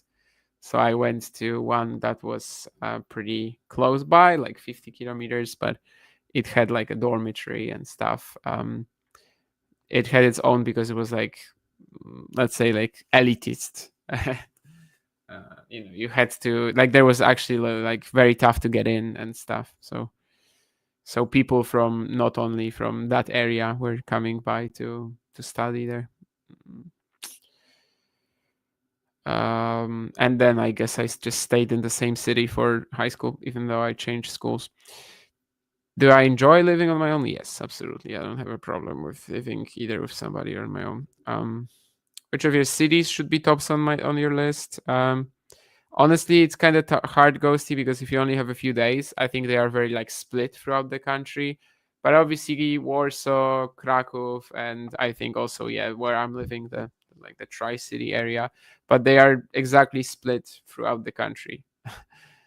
You have Warsaw, of course, more or less in the center. You have Gdynia, Gdańsk, so the Tri-City area at the very north of Poland, and then Krakow is almost at the south. But I think these 3 generally are, have to be considered the most important to visit. There's a lot of good like tourism spots in Poland, but I think they are pretty much split around the country in terms of just like castles, stuff. Obviously, the mountains we have a ton of in the south. So it's tough to see it all because you would have to be traveling a ton.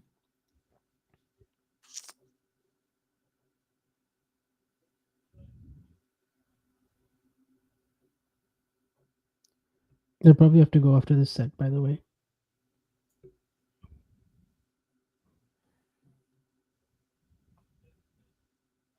We don't have anything like this. I don't know, Ghosty, how to compare the Polish school system to college prep, as we don't have anything like that.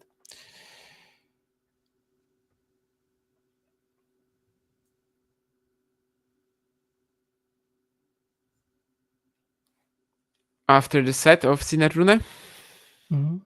Sure.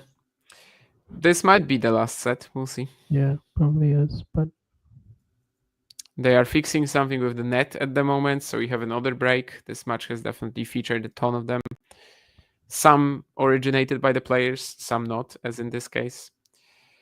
Well, Sonego has a break win to go 2 breaks up over Lerner. Yeah, so Lerner, I think, is cooked physically right now. Just not really able to hold up, I think, in the same way that he was against Gute, and even in the first set. Well, actually, in the first set, he was holding up fine.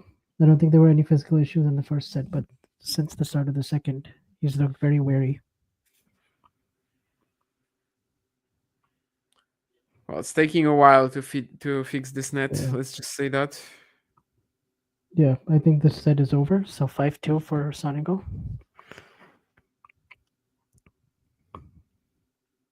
The trainers are coming out on court now for Tian. Very, very predictable. He's not looked right at all. So we'll see. But it was a great run from Tian. He's going to finish at like 80 in the world. He's going to already have a 4th round at a slam. He's played 2 US Opens before this, right? He lost to Kecmanovic in 2023. Or 2022, he loses to Kecmanovic. 2023, he loses to whom in the first round? Tiafoe. So this was his 3rd main draw of a slam. Yeah, Kecmanovic, Tiafoe, and Fils actually, so he's 4th. Oh yeah, because he played US Open last year as well. Yeah, Fils, first round. He took a set there. Took a set against Kecmanovic as well as 2022. So, oh my goodness, he was 16 years old when he took a set off of Miomir Kecmanovic. That's wild.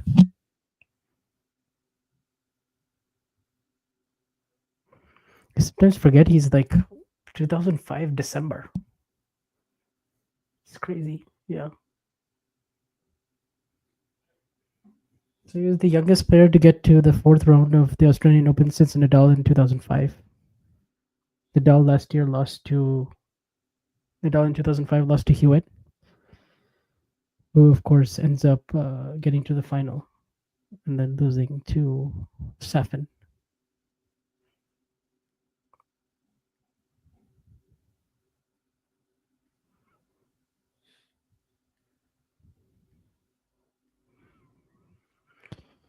Shelton and Lemov had 1-1 in the first set.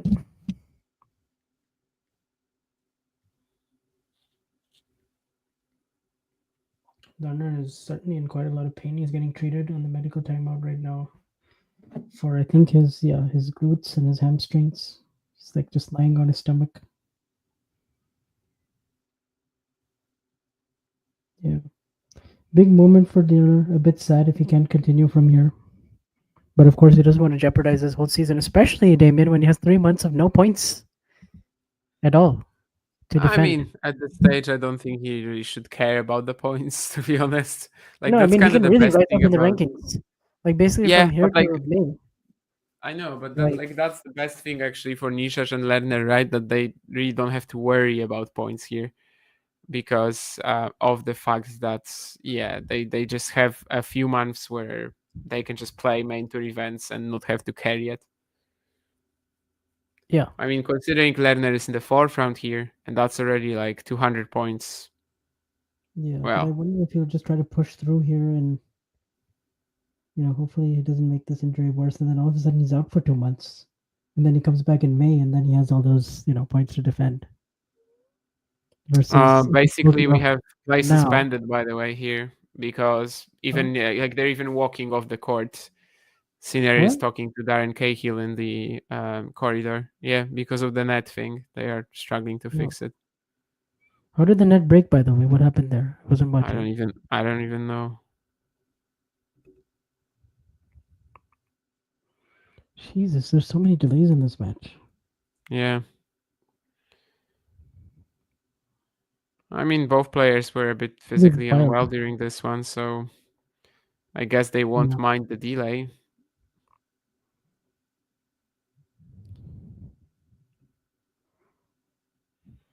What I do have to say, by the way, someone gave me an interesting question on Twitter, and I did reply already, but maybe someone is interested in this too. So basically, they said, could you give your view on the ability to have a 11-minute medical timeout? And well, I mean, it took a while for the trainer to even come onto the court, right? Like Jannik was waiting quite a bit. Then like to evaluate it. Then that's already a big chunk of that time. Then you also have the off-court thing, the fact that it's off-court. So that takes a longer... Yeah, it was actually a Sinner serve that broke the net, by the way. I just checked. And since it's off-court, that takes longer because he has to get there, right? So most of that really isn't Jannik's fault that it was 11 minutes. He was walking like painfully slow for that medical timeout. Like that, yes, sure. He was like, I don't know, if he was 95 years old. But otherwise, I mean, most of that really isn't his fault at all.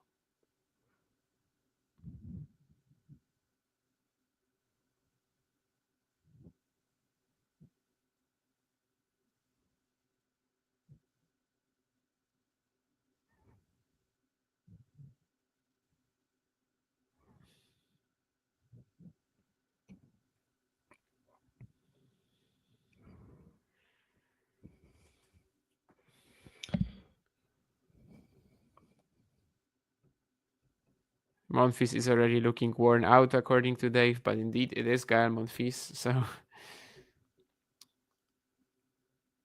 Gael Monfils at 16 years of age was probably just like hobbling around the court. And all right, by the way, I'll be back in a couple of minutes. I just have to go. Okay. Well, are they even trying to fix this now? What's happening there on Rod Laver Arena? Someone is coming in with this new screw, basically. And by the way, that's not a curse word in this case. Yeah, and they're trying to put the screw into the hole. Fantastic stuff. I mean, the happy slam. No, I mean, of course, this is unexpected and things like this, I guess, can happen, but still, it's kind of frustrating because it feels like this match we're watching not that much tennis, actually, for the duration of it, let's just say.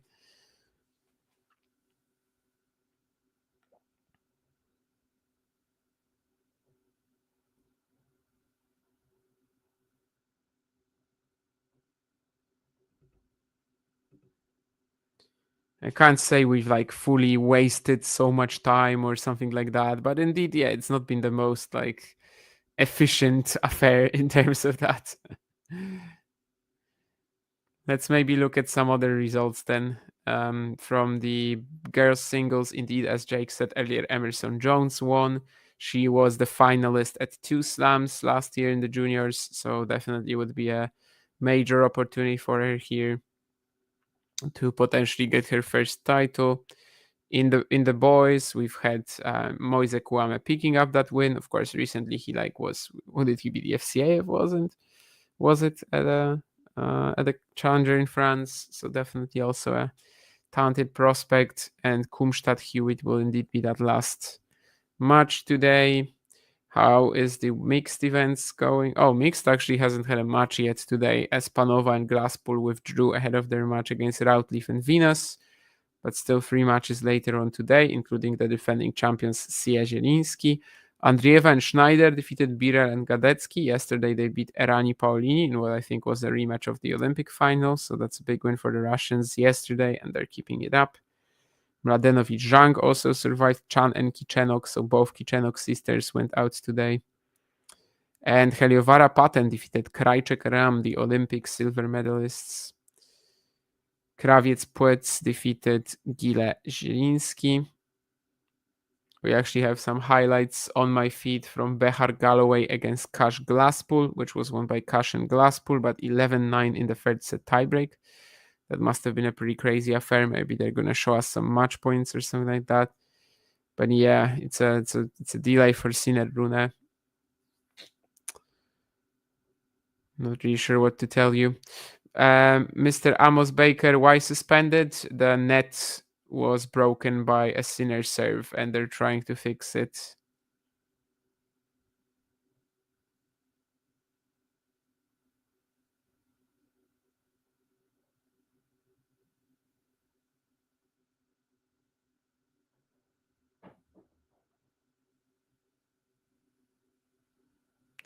Yeah, big win to beat Orani Paolini. Definitely, yes, Ghosty. From Andreev and Schneider yesterday. Now they might have a good shot to go really deep at this event. Of course, both Diana and Mirra are already out of the singles. So they will just have the ability to focus entirely on this. The quarterfinals of the women's doubles, Siniakova, Townsend, Mladenovic, Zhang, that's a good one. Andreeva Schneider might have a slightly easier quarterfinal opponent, so that's good for them. Sia Ostapenko playing Kostyuk Ruse. I mean, as I said, I would just love to see a final between Sia Ostapenko and honestly, whichever pair, but Siniakova Townsend or Andreeva Schneider, that would be amazing if we can get that sort of a lineup there. A little less interested in the men's event this year, to be honest. Haven't really found anything that's engaging to me so far. I know that Jose Morgado is going all out for the Borges Cabral fan club. Yesterday he said that it was a very boring day of men's action, a very boring day of Australian Open action, other than history for Portugal and other than Gov Bencic first set. Just kind of funny. But yeah, so many people now back onto the court, and have they fixed it now? I think they're pretty close. Yeah, some guy is getting applause for basically coming in with his tools and yeah, looks like he has fixed the net. So I think in a few minutes we probably should be getting the players back on the court. I wonder how long this delay was, whether they will actually need like a warm-up or not. But still some people there trying to do the measurements now and see if it's gonna be good. The guy who fixed it and got that applause, he is still waiting around just in case. Craig Tiley there talking to him. He's kind of like the Lance Davis of the Australian Open, you know, this guy who fixes nets.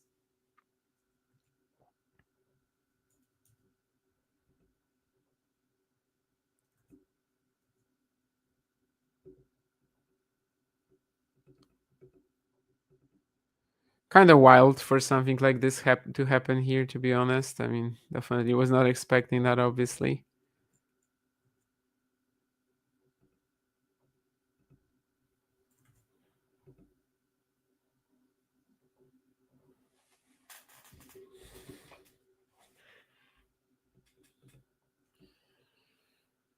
You rarely see this at this level, especially, but it is what it is.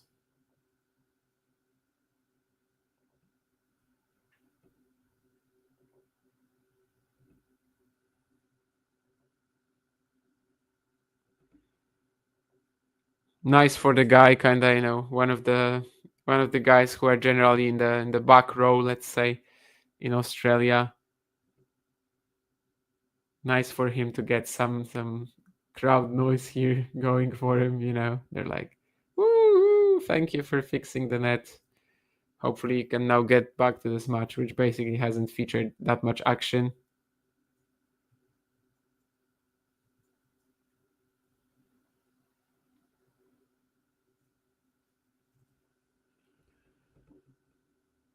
Am I hiring Shelton as Sir Silky is? What is John's opinion on Shelton?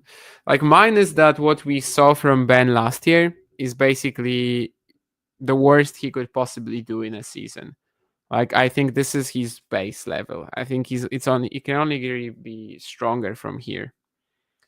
But do I think he's gonna have like the same sort of like consistency at the top as someone like a Fonseca could have, as someone like an even well, obviously Sinner Alcaraz or like even a Menchik? Very much in question. I do kind of hate how sometimes, it seems like he just doesn't trust his baseline game whatsoever. And even against players he should be beating off the ground with his athleticism and with his strokes, he's not really willing to do that.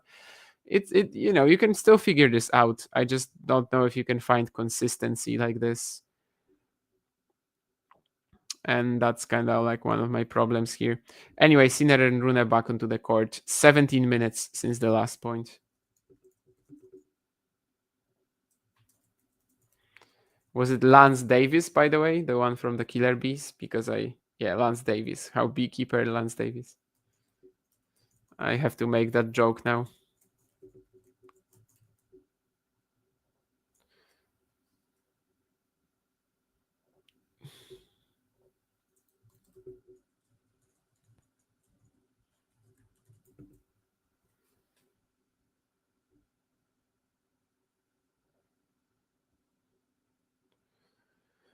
About the guy in the orange shirt being the Lance Davis bee exterminator of the Australian Open. What a hero.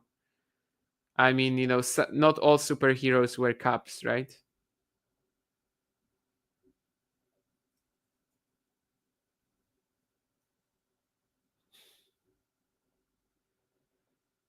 So I see they're back on court warming up.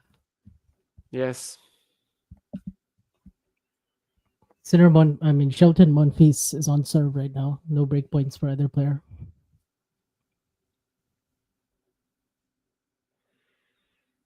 And Lerner has broken in the third set, I see. Either way, they are warming up again, yeah, because the break was long enough. 17 minutes. So I guess by the time they start playing, it's going to be like almost 20. Yeah, do we know what happened to the net? Why it broke? What was that the whole delay about? It broke after a Sinner serve. It's like a screw there or something like that at the bottom of it that got unscrewed, and basically they were fixing that. I don't know. There was like this metal ring as well that they were struggling with. I don't know.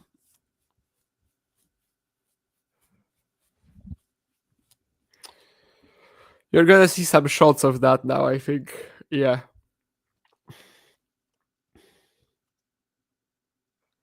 Mm-hmm. Yeah, actually that's quite common. I mean, not for the net to break, but like that kind of serve with the camera angle.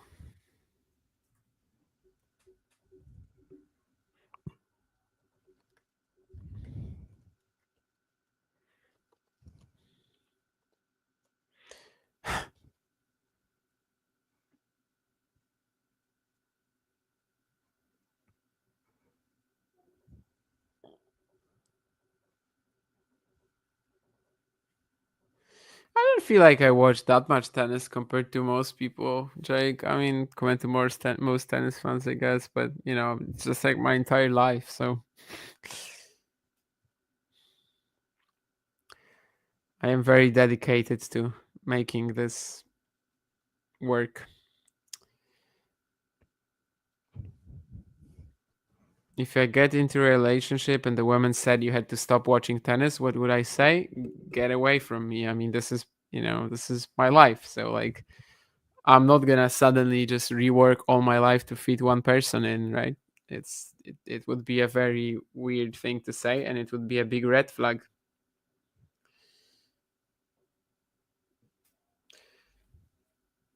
Yeah, I mean, you don't have to compromise, at least not to that extent. You don't have to quit on your hobby, passion, interest, and everything, Come on.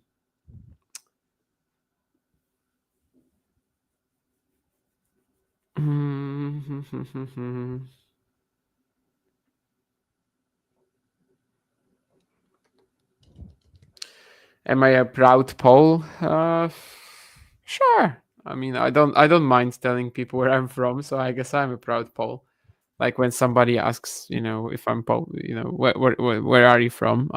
Yeah, I mean, I don't have any feeling of doubt to say that I'm from Poland. I don't feel in any shape or form like this is something shameful. So yeah, I guess you could say that. I mean, I can't really be proud of being Polish in the sense that, I didn't choose to live here, but I definitely don't feel shame about it. I was born here and, and I'm here, and that's kind of it. Either way, Jannik Sinner. I actually forgot that he was serving already. Like that Rune won the first game and that Jannik was serving and he broke the net, of course, with the first serve, literally, of the second game. So I guess we're Oh, by just the way, replaying Lerner the point. Tien, as I went out for a little bit of a break, he was up 3-love in the third. Yep. Did he just get re-energized and like whatever they must have done at the end of the set? He looks like he may have found a second wind.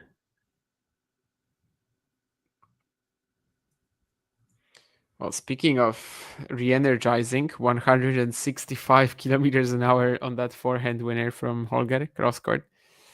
So that's nice.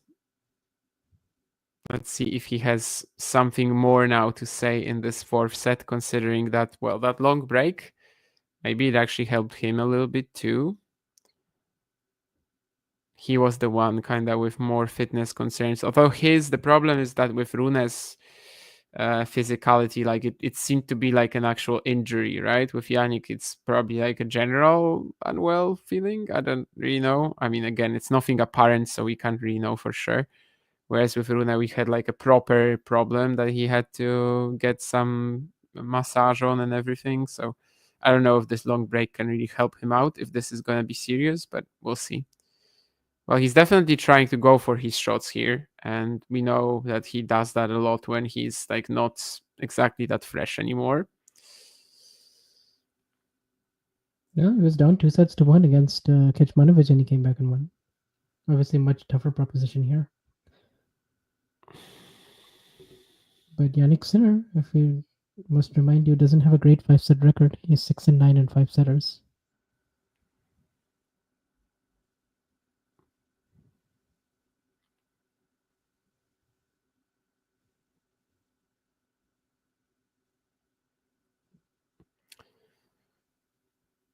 Yeah, that's cool. He's just playing so much more aggressive now at the start of the third set. The game that he broke, he was just really going after Sonego's second serve, not really waiting around, playing any kind of defense. Okay. Actually really taking it to Lorenzo, which, partly also because he's fatigued and also just because, well, that's his only shot really of trying to come back and make any kind of impact in this match.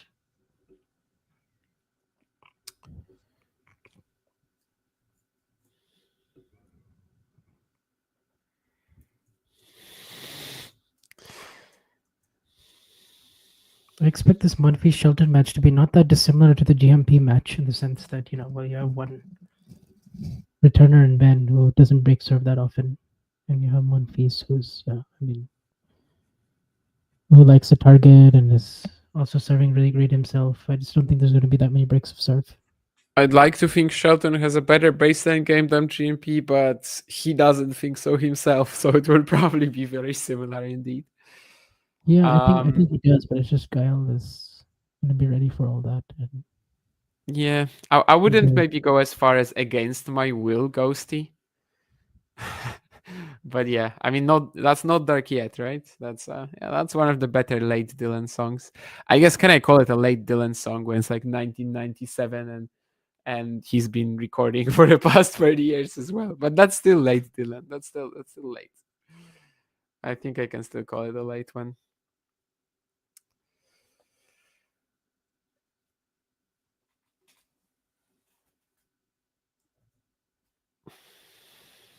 No, Ghosty, his second win was against Juan Pablo Ficovich in the qualifying. Hurricane, yeah, that's maybe my favorite Dylan song actually. Well, I actually, Jake, I wrote my BA thesis on Bob Dylan, so. On Hurricane? Okay, for. Well, not on Hurricane, but it was mentioned there. Is that a Bob Dylan song? Yeah, it's about Rubin Carter, the boxer who was basically That's falsely a song called accused of. Hurricane by Bridget Mendler. You know, that's No. For. No, it's Hurricane is about Rubin Carter. He was a boxer in the 60s who was like falsely accused of murder. And it's like this long 8 minutes, long epic poem, let's say, about the guy. Yeah. And it's like very much about race. Majored in, what was it, American Studies, right? More or less, yeah. American Studies, something like that, yeah. I think that's how they translate it. Holger is not like spamming massive forehands cross court and missing most of them, but he's still 30-15 up. Right. And by the way, Desire, so the opener of Hurricane is the opener of the album Desire, which is, I think, the most underrated Bob Dylan record. It's like so many good like African influences with the drumming and Look at that forehand from Rune at 30 love. yeah, exactly, the one that I was referencing.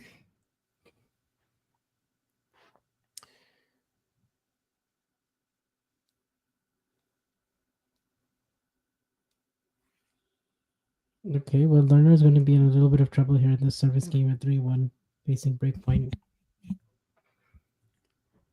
Rune sprayed another forehand wide. They made 20 on 4 stairs on the forehand, Sarah 11.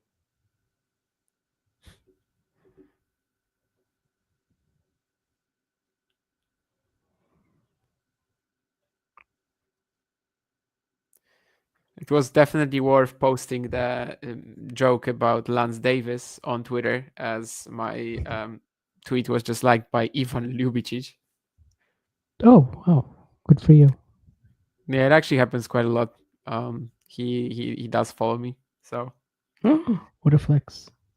Yeah. We even had a conversation last year. Oh, really? Like in the DMs? Yeah. No, actually, more than that.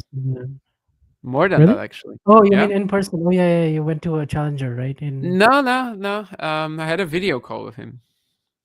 Just him? One-on-one? Look at you. Yeah. Crazy stuff, right? Oh, what was it for? Honestly, kind of nothing. Like, he literally just asked me whether I wanted to join for him for something like that. And I was like, I mean, okay, yeah, sure, we can set up. And we just talked about some young prospects. Like, really, we talked about like the guys he had with the Croatian Federation and then now the French. So like Ajdukovic, Prismic, now guys like the Brug. Yeah. It was kind of insane, but it was very fun. It was like half an hour, and it was weird to see this like very different version of, not just like a player coach, but actually like a really just a fan of the game. And I still don't really understand why, but it happened. Yeah. Yeah, maybe he just follows your challenger content and was like, okay, this guy knows about young players coming up, so I'm gonna get some intel from him. Pretty much. I don't know if intel, like, I don't think I need to give him intel really, because he probably knows the stuff, but like, I don't know, it seems like he just wanted to have a chat with a fellow tennis fan, which was super cool. That's really nice. Yeah, I have a lot of respect for that. Definitely was a weird but good moment. I think I even said it to him at the end, that it was like kind of baffling to me that he wanted to do something like this, but actually, yeah, I mean, I enjoyed it. It was just nice to see a very different version of the guy you just see on TV usually, with the bald head and everything. By the way, Sinner, looks like he's gonna wrap this one up, because that was. I think the entire family of Cameron Norrie probably has me blocked, Drake, after some stuff that I've said. Really? No, I'm joking, obviously. I know, I'm kidding. But I think you don't particularly enjoy his style. I don't enjoy his style, no. But you enjoy Lerner.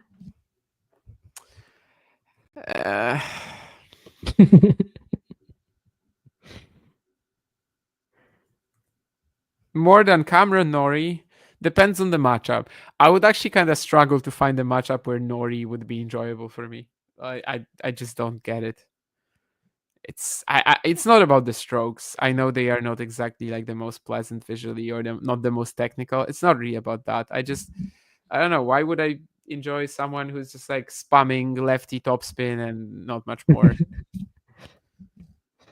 Tien at least has a lot of other ways to win points and like kind of, is resourceful, has the passes, the lobs, the drop shots.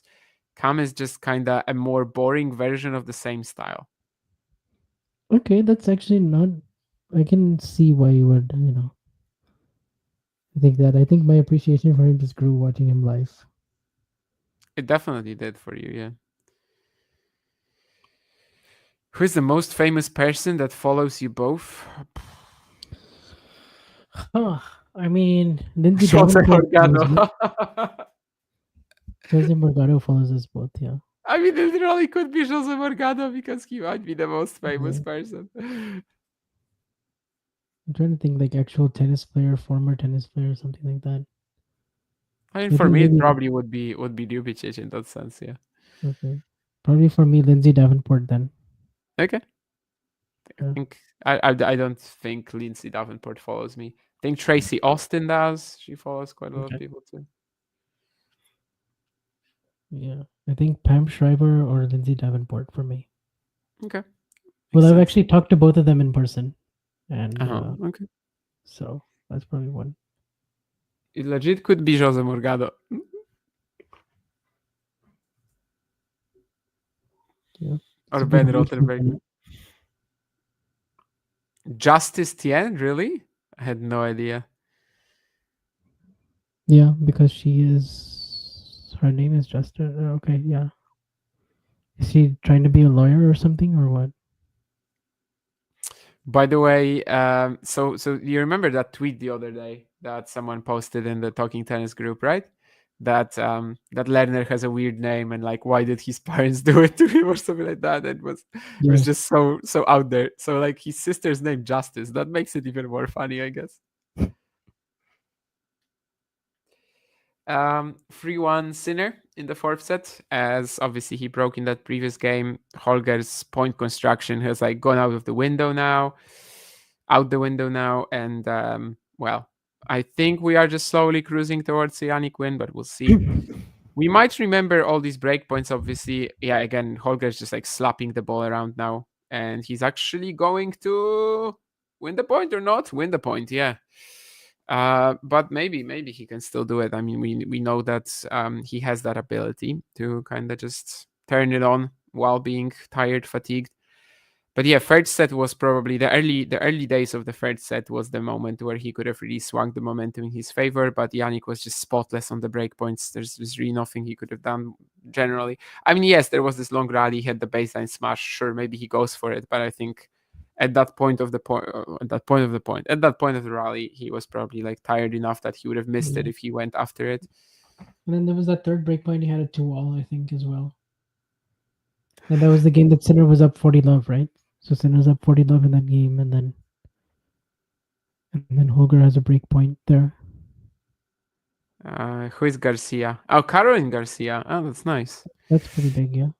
I for some reason, like you said Garcia, and I was thinking of 10 different Garcias instead of actually tennis player. I had Andy Garcia in mind. I had Luis Garcia in mind. If you guys Guillermo Garcia Lopez.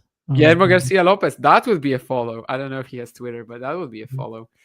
I love this, by the way, because of course I'm pretty sure that Eddie meant to say that his mom is a teacher, but you could maybe understand this as his mom has her name, like her name is teacher.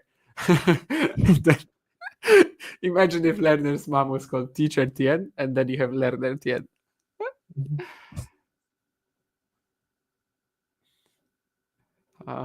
Go ahead, Ghosty. I love that. Who can stop Jannik, says Eddie. I mean, his fitness can stop him. Carlos in the final can stop him. Yeah, Novak in the final. If the fitness is a concern, Zverev in the final could stop him too if his brain suddenly just kind of forgets it's a Grand Slam final. Yeah, and if he actually starts going after his forehand in the big moments. Yeah, like literally, if he just forgets it's a Grand Slam final, he can win this.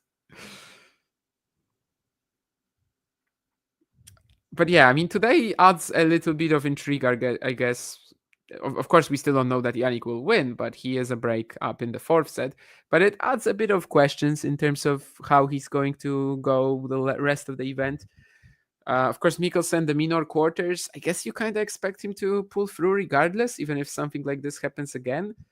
At the same time, let's imagine that Alex de Minaur gets him into like a 4-hour, 30-minute match, you know? Yeah.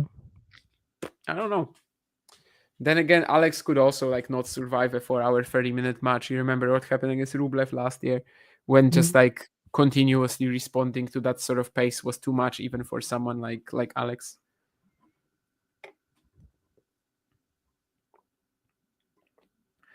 Honestly, Gael Monfils to win this slam and Elina Svitolina on the women's side. I mean, just can you imagine that? That would be kind of awesome. That would be really awesome, actually. That would be epic.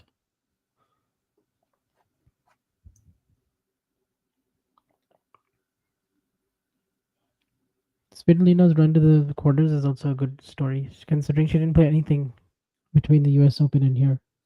No one was really looking at her in that section of the draw. I think we were both saying, okay, this is a really good opportunity for Katie Bolter.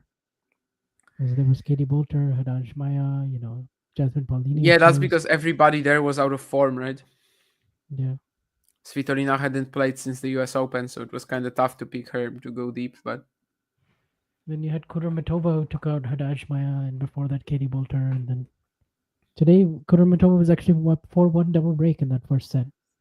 Oh, really? Svitolina came back and... I slept through the entire match, so... Yeah, it was quite early on. Actually, like 6 hours ago now. Yeah, exactly 6 hours ago, yeah.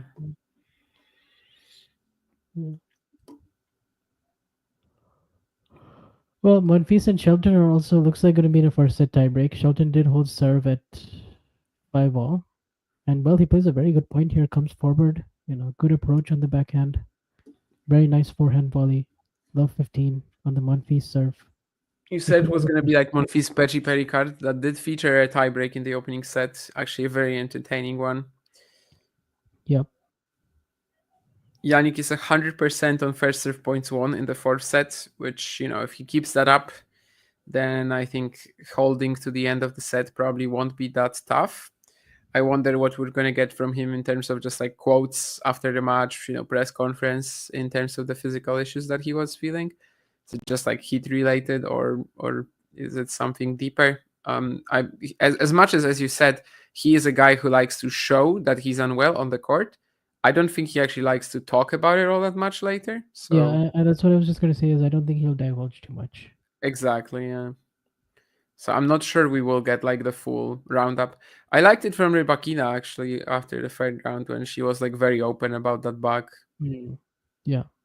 I was kind of expecting just like a semi answer, but she just straight up says that she's pretty worried because it looks super serious. And I don't think it was a factor in the end today, but yeah, it was definitely quite rare to hear somebody like this open. Players just try to hide their injuries for the most part, like not talk about them much. I guess for a few reasons. Some say you just don't want to like give your opponent that belief that you're gonna be, unwell or something like that. That you don't want to show it to your opponent because you don't want them to like fire up or whatever. Some just don't want to talk about it because it kind of takes away from the opponent, I guess, especially after a loss.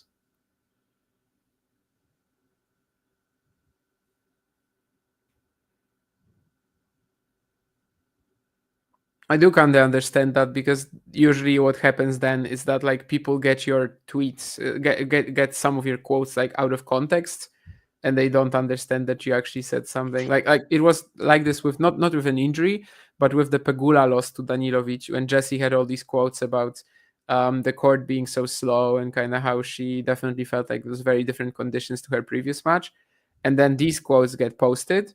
And everybody's like blaming her for basically just, saying this and not giving any credit to Danilovic when she actually did give a lot of credit to Danilovic. It's just that it's not the quotes that, you're going to see on the net.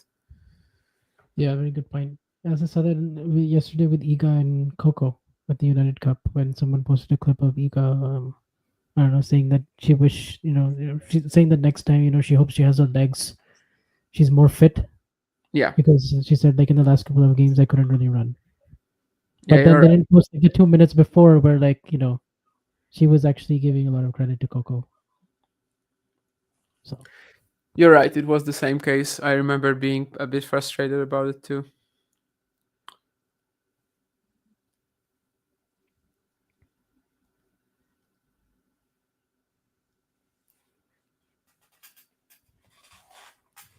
All right, we have a first set tiebreak with Monfils and Shelton.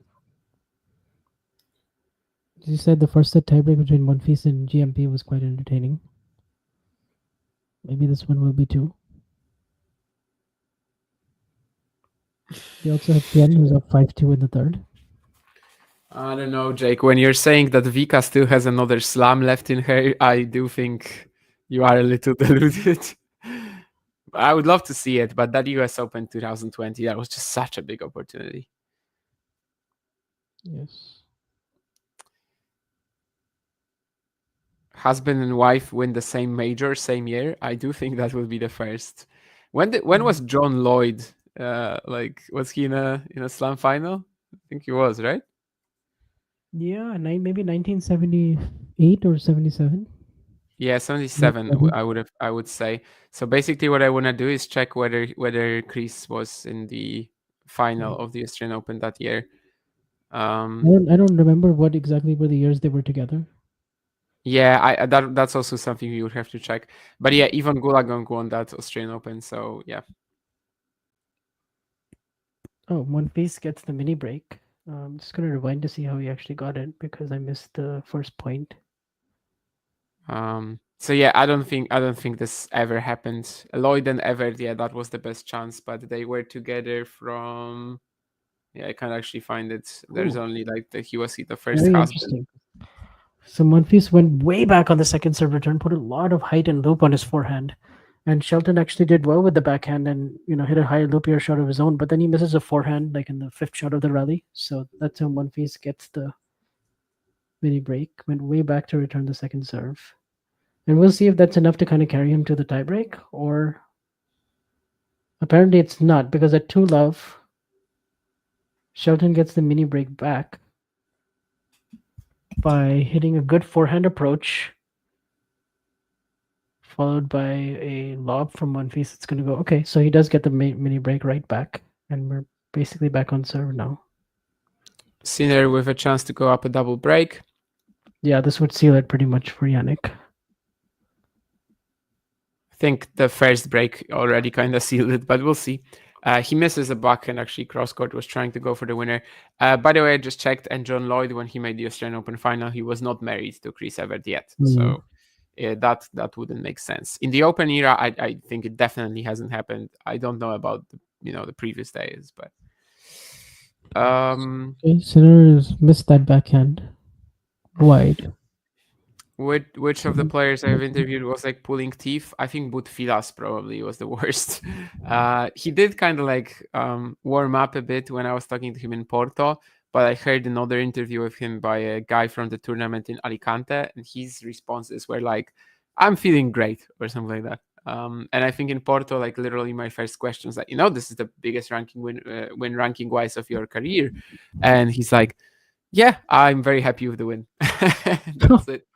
But eventually he did kind of warm up. I think I had enough time to kind of give him questions where I think you have to be super specific with him. Like if you give him something that he has to respond to, like literally, then yes. But if there needs to be some sort of a real moment when he has to get that creative part in, then probably not going to give you much. I don't know, maybe he will kind of get better as the career goes on, and it's not a question of the English, of the language barrier. He's absolutely fine in English.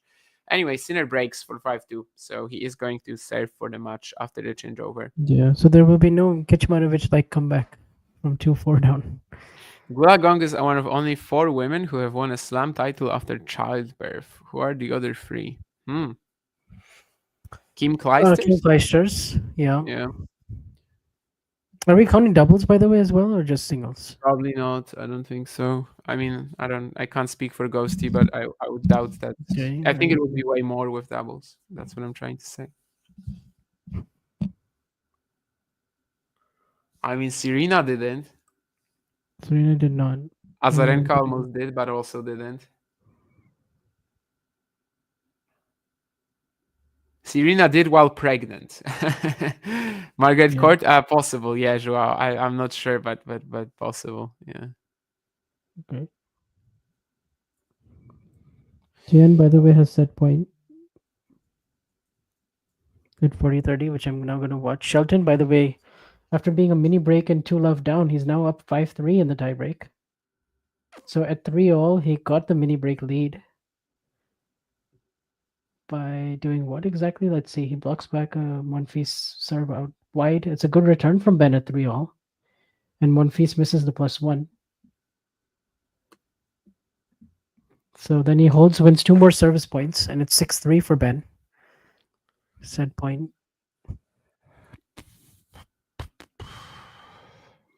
Yeah, it's been tough for Monfils to, kind of find the range on Ben's service. He's got a double fault here. So from 2-love down, Ben Shelton with 7 of the next 8 points to take the first set tiebreak. Yeah, Ghosty Serena didn't win a slam after pregnancy. Her last was 2017 Australia, and that was while she was pregnant. 2018 French Open. Did she even go farther? Wasn't that like the the catsuit slam or 2018 what? French Open? Yeah, French Open. That was the catsuit one where she pulled out against Maria in the 4th round. Yeah, she wasn't close to winning the French after. No. After because the her next year pregnancy. she loses to Kenin, and then in 2021 she loses to Rybakina, so she never really Yeah. got close. No. But she had a few slam finals after being Yeah. pregnant, of course, Two including two that Wimbledon year, finals. I think. 2 Wimbledon finals and 2 US Open finals, 2018 and 19. Yeah, But Andreescu, Osaka, she never won a set Kerber, in any of them. So the closest that she Halep. got would have been Andreescu in 2019, really, when she made that neither of comeback these from matches- 5-1. Neither of these matches was close. Yeah. So I think it's just free then, probably. I think it's just Court, Clijsters and- Gulagong, and Clijsters, yeah. Yeah. Novak or Alcaraz, who has a better chance? Manas Vigupta is asking us. I mean, Alcaraz is the favorite, pretty To clearly. win the but- title, I would say Alcaraz, but if it turns off. No, I mean, Alcaraz is the favorite for the Yeah. match as well, but after the last 2 matches, at least it seems like Novak should give him a good run for his money, at the very least. Like, he is definitely in the match. I don't think he's Yeah. gonna be like completely blown off the court as maybe he was like Wimbledon last year, but of course that was different just after the knee injury and everything. So yeah, I think Novak Alcaraz will actually be a lot closer than I would have thought pre-tournament. I think when I was like writing up a prediction somewhere over the last day, I think I wrote Alcaraz in 5, was Yeah. considering 4 or 5, but like I knew who I was gonna pick. I just didn't know if to go 4 or 5. Okay. Yeah, if it goes 5, then yeah, maybe I like Alcaraz's chances a bit more. Not like Djokovic doesn't have a good 5-set record, but We'll see. I mean, we haven't really seen Novak pushed physically to that extent in this event. Yeah. But I yeah. saw a tweet from Bastian Fashand that he would be like 4D chess because Murray has played, Djokovic and Alcaraz and Ferrero, and Yep. Djokovic has played Ferrero and Alcaraz and Murray, and yeah. Anyway, Sinner hits his 14th ace of the match to get to 30-15 in this game when he's trying to serve it out. It's 30-all now, 3 hours and 12.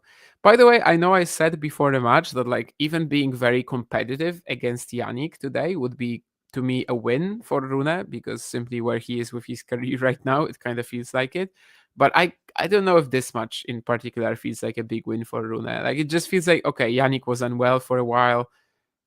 I don't know if Holger was really playing anything special to get that set.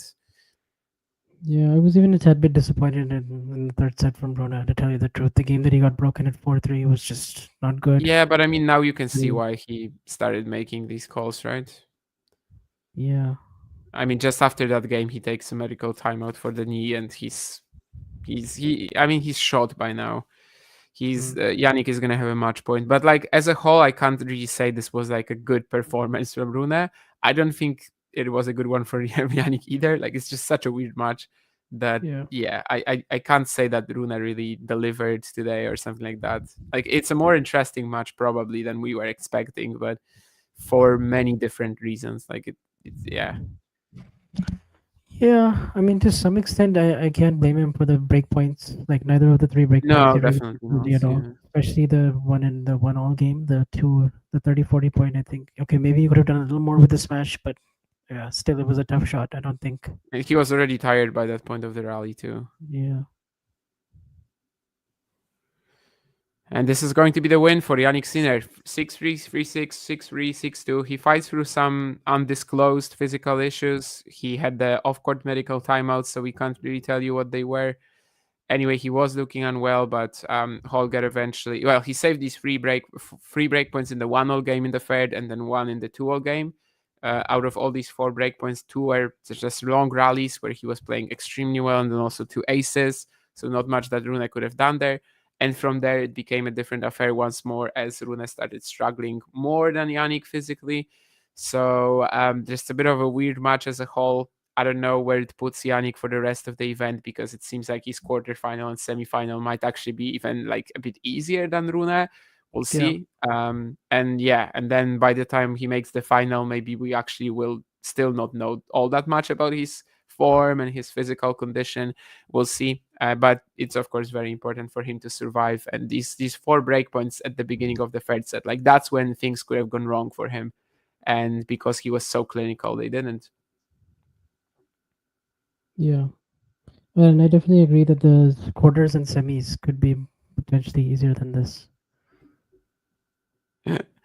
I love it. Someone under the tweet about Lance Davis also said that we have to find the person who unglued the spectators' feet from the concrete at Arthur Ashe, and then we have like a real team of people who like there's no problem that they can't solve.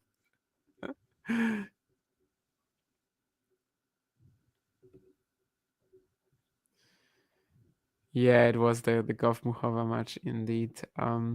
Her serve holds her back. Madison Keys. That's a weird comment to me. Serve is one of her biggest strengths.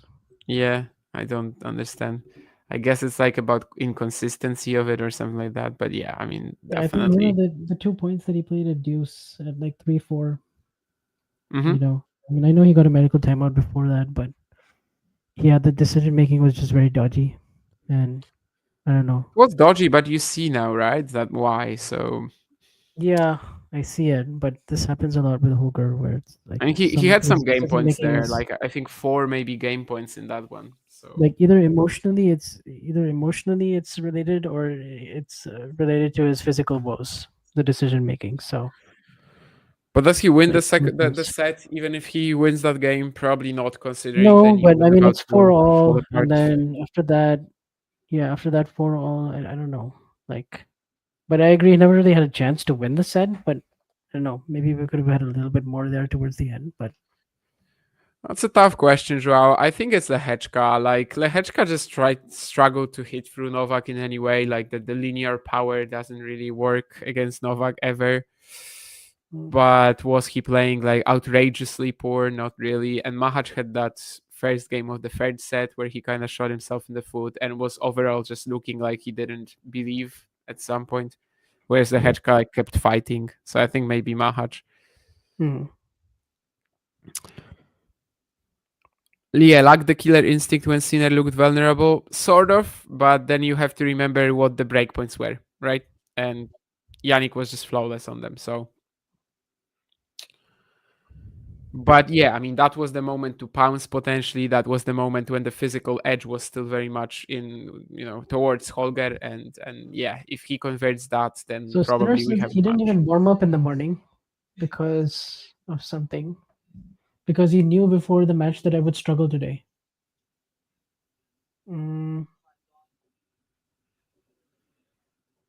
So who? Sinner? Yeah. Okay, that's quite interesting. So that's what he said on the. I'm listening to the encore interview. That's what he said just now. Then.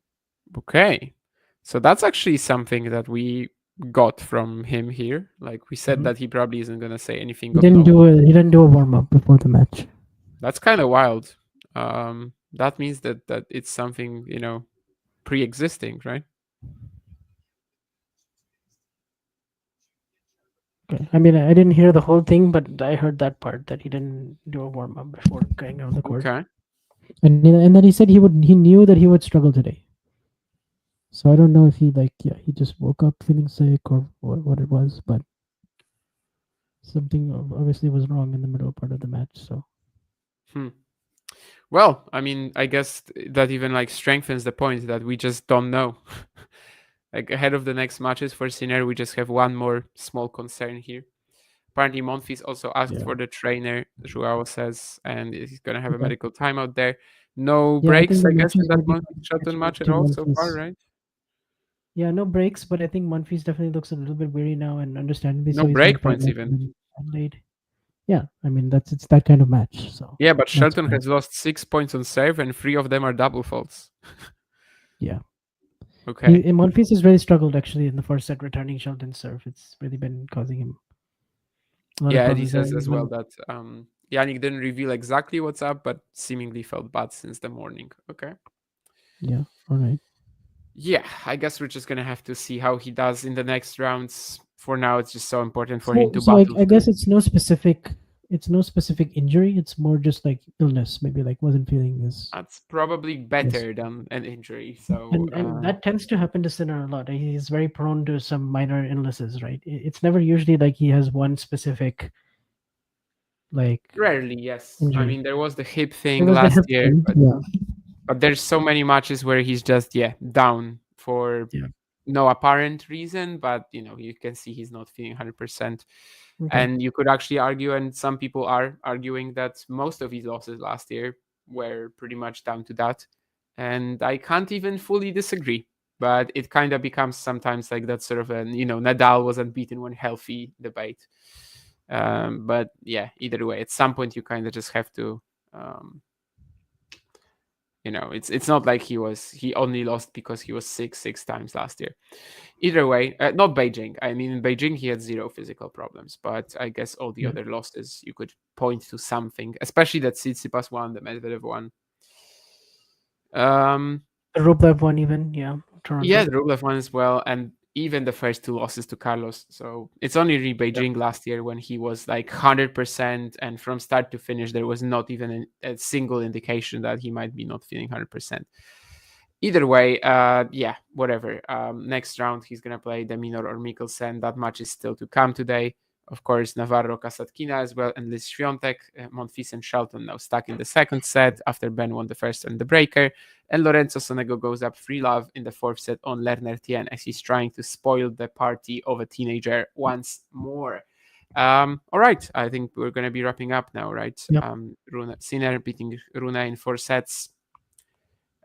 Quite a weird match. Still a lot of compelling shot making from time to time, and the rallies especially that break point, of course, that we will remember. But it was a close-ish match that just ended up being a lot about who is feeling physically better at a given moment. But whatever. I mean, Sinner into the quarterfinals, losing just 2 sets so far. If the physical concerns aren't going to be a thing, then he's definitely still a big candidate to win this. Yeah. Anything more to say? He's going to play either Mikkelsen or de Minaur next, and we know he has a very, very good record against de Minaur. 9-0, only lost 1 set in their 9 matches. And against Mikkelsen, he beat Mikkelsen in Cincinnati, US Open. Obviously, Mikkelsen's playing really good ball this tournament, and the match with de Minaur is going to be pretty fascinating later on tonight in the night session. It seems like it could be a very physical one. But regardless of who it's going to be, even if Sinner does have some physical issues, he's still such a big, heavy favorite in that quarterfinal, semifinal. We'll see who it is. I'm thinking maybe it'll be Shelton, but it just looks like you can almost pretty much pencil him into the final, barring something unforeseen. So. Yep. So as Vansh said, Mikkelsen the winner later. We know that Vansh isn't going to watch it, but he's going to have to stay up for the night session tomorrow in order to see Djokovic playing Alcaraz. Either way, thank you guys. Thank you to everybody in the chat. And yeah, we'll see you on some other Talking Tennis broadcasts. Obviously, Last Ball drops today, and also like the Ready Play shows. I think today might be the last Ball drops because after the quarters, it kind of doesn't make sense anymore. But yeah, if there's any more watch-alongs today, I'm not really sure. But yeah, whatever. You just check the channel and you're gonna know. Definitely Last Ball drops is gonna be coming. Thank you, Vansh, and yeah, bye. Yep. See ya. Thanks, everyone. If you enjoyed this video, make sure you hit that like button. Don't forget to subscribe and click that notification bell so you don't miss out on all things tennis.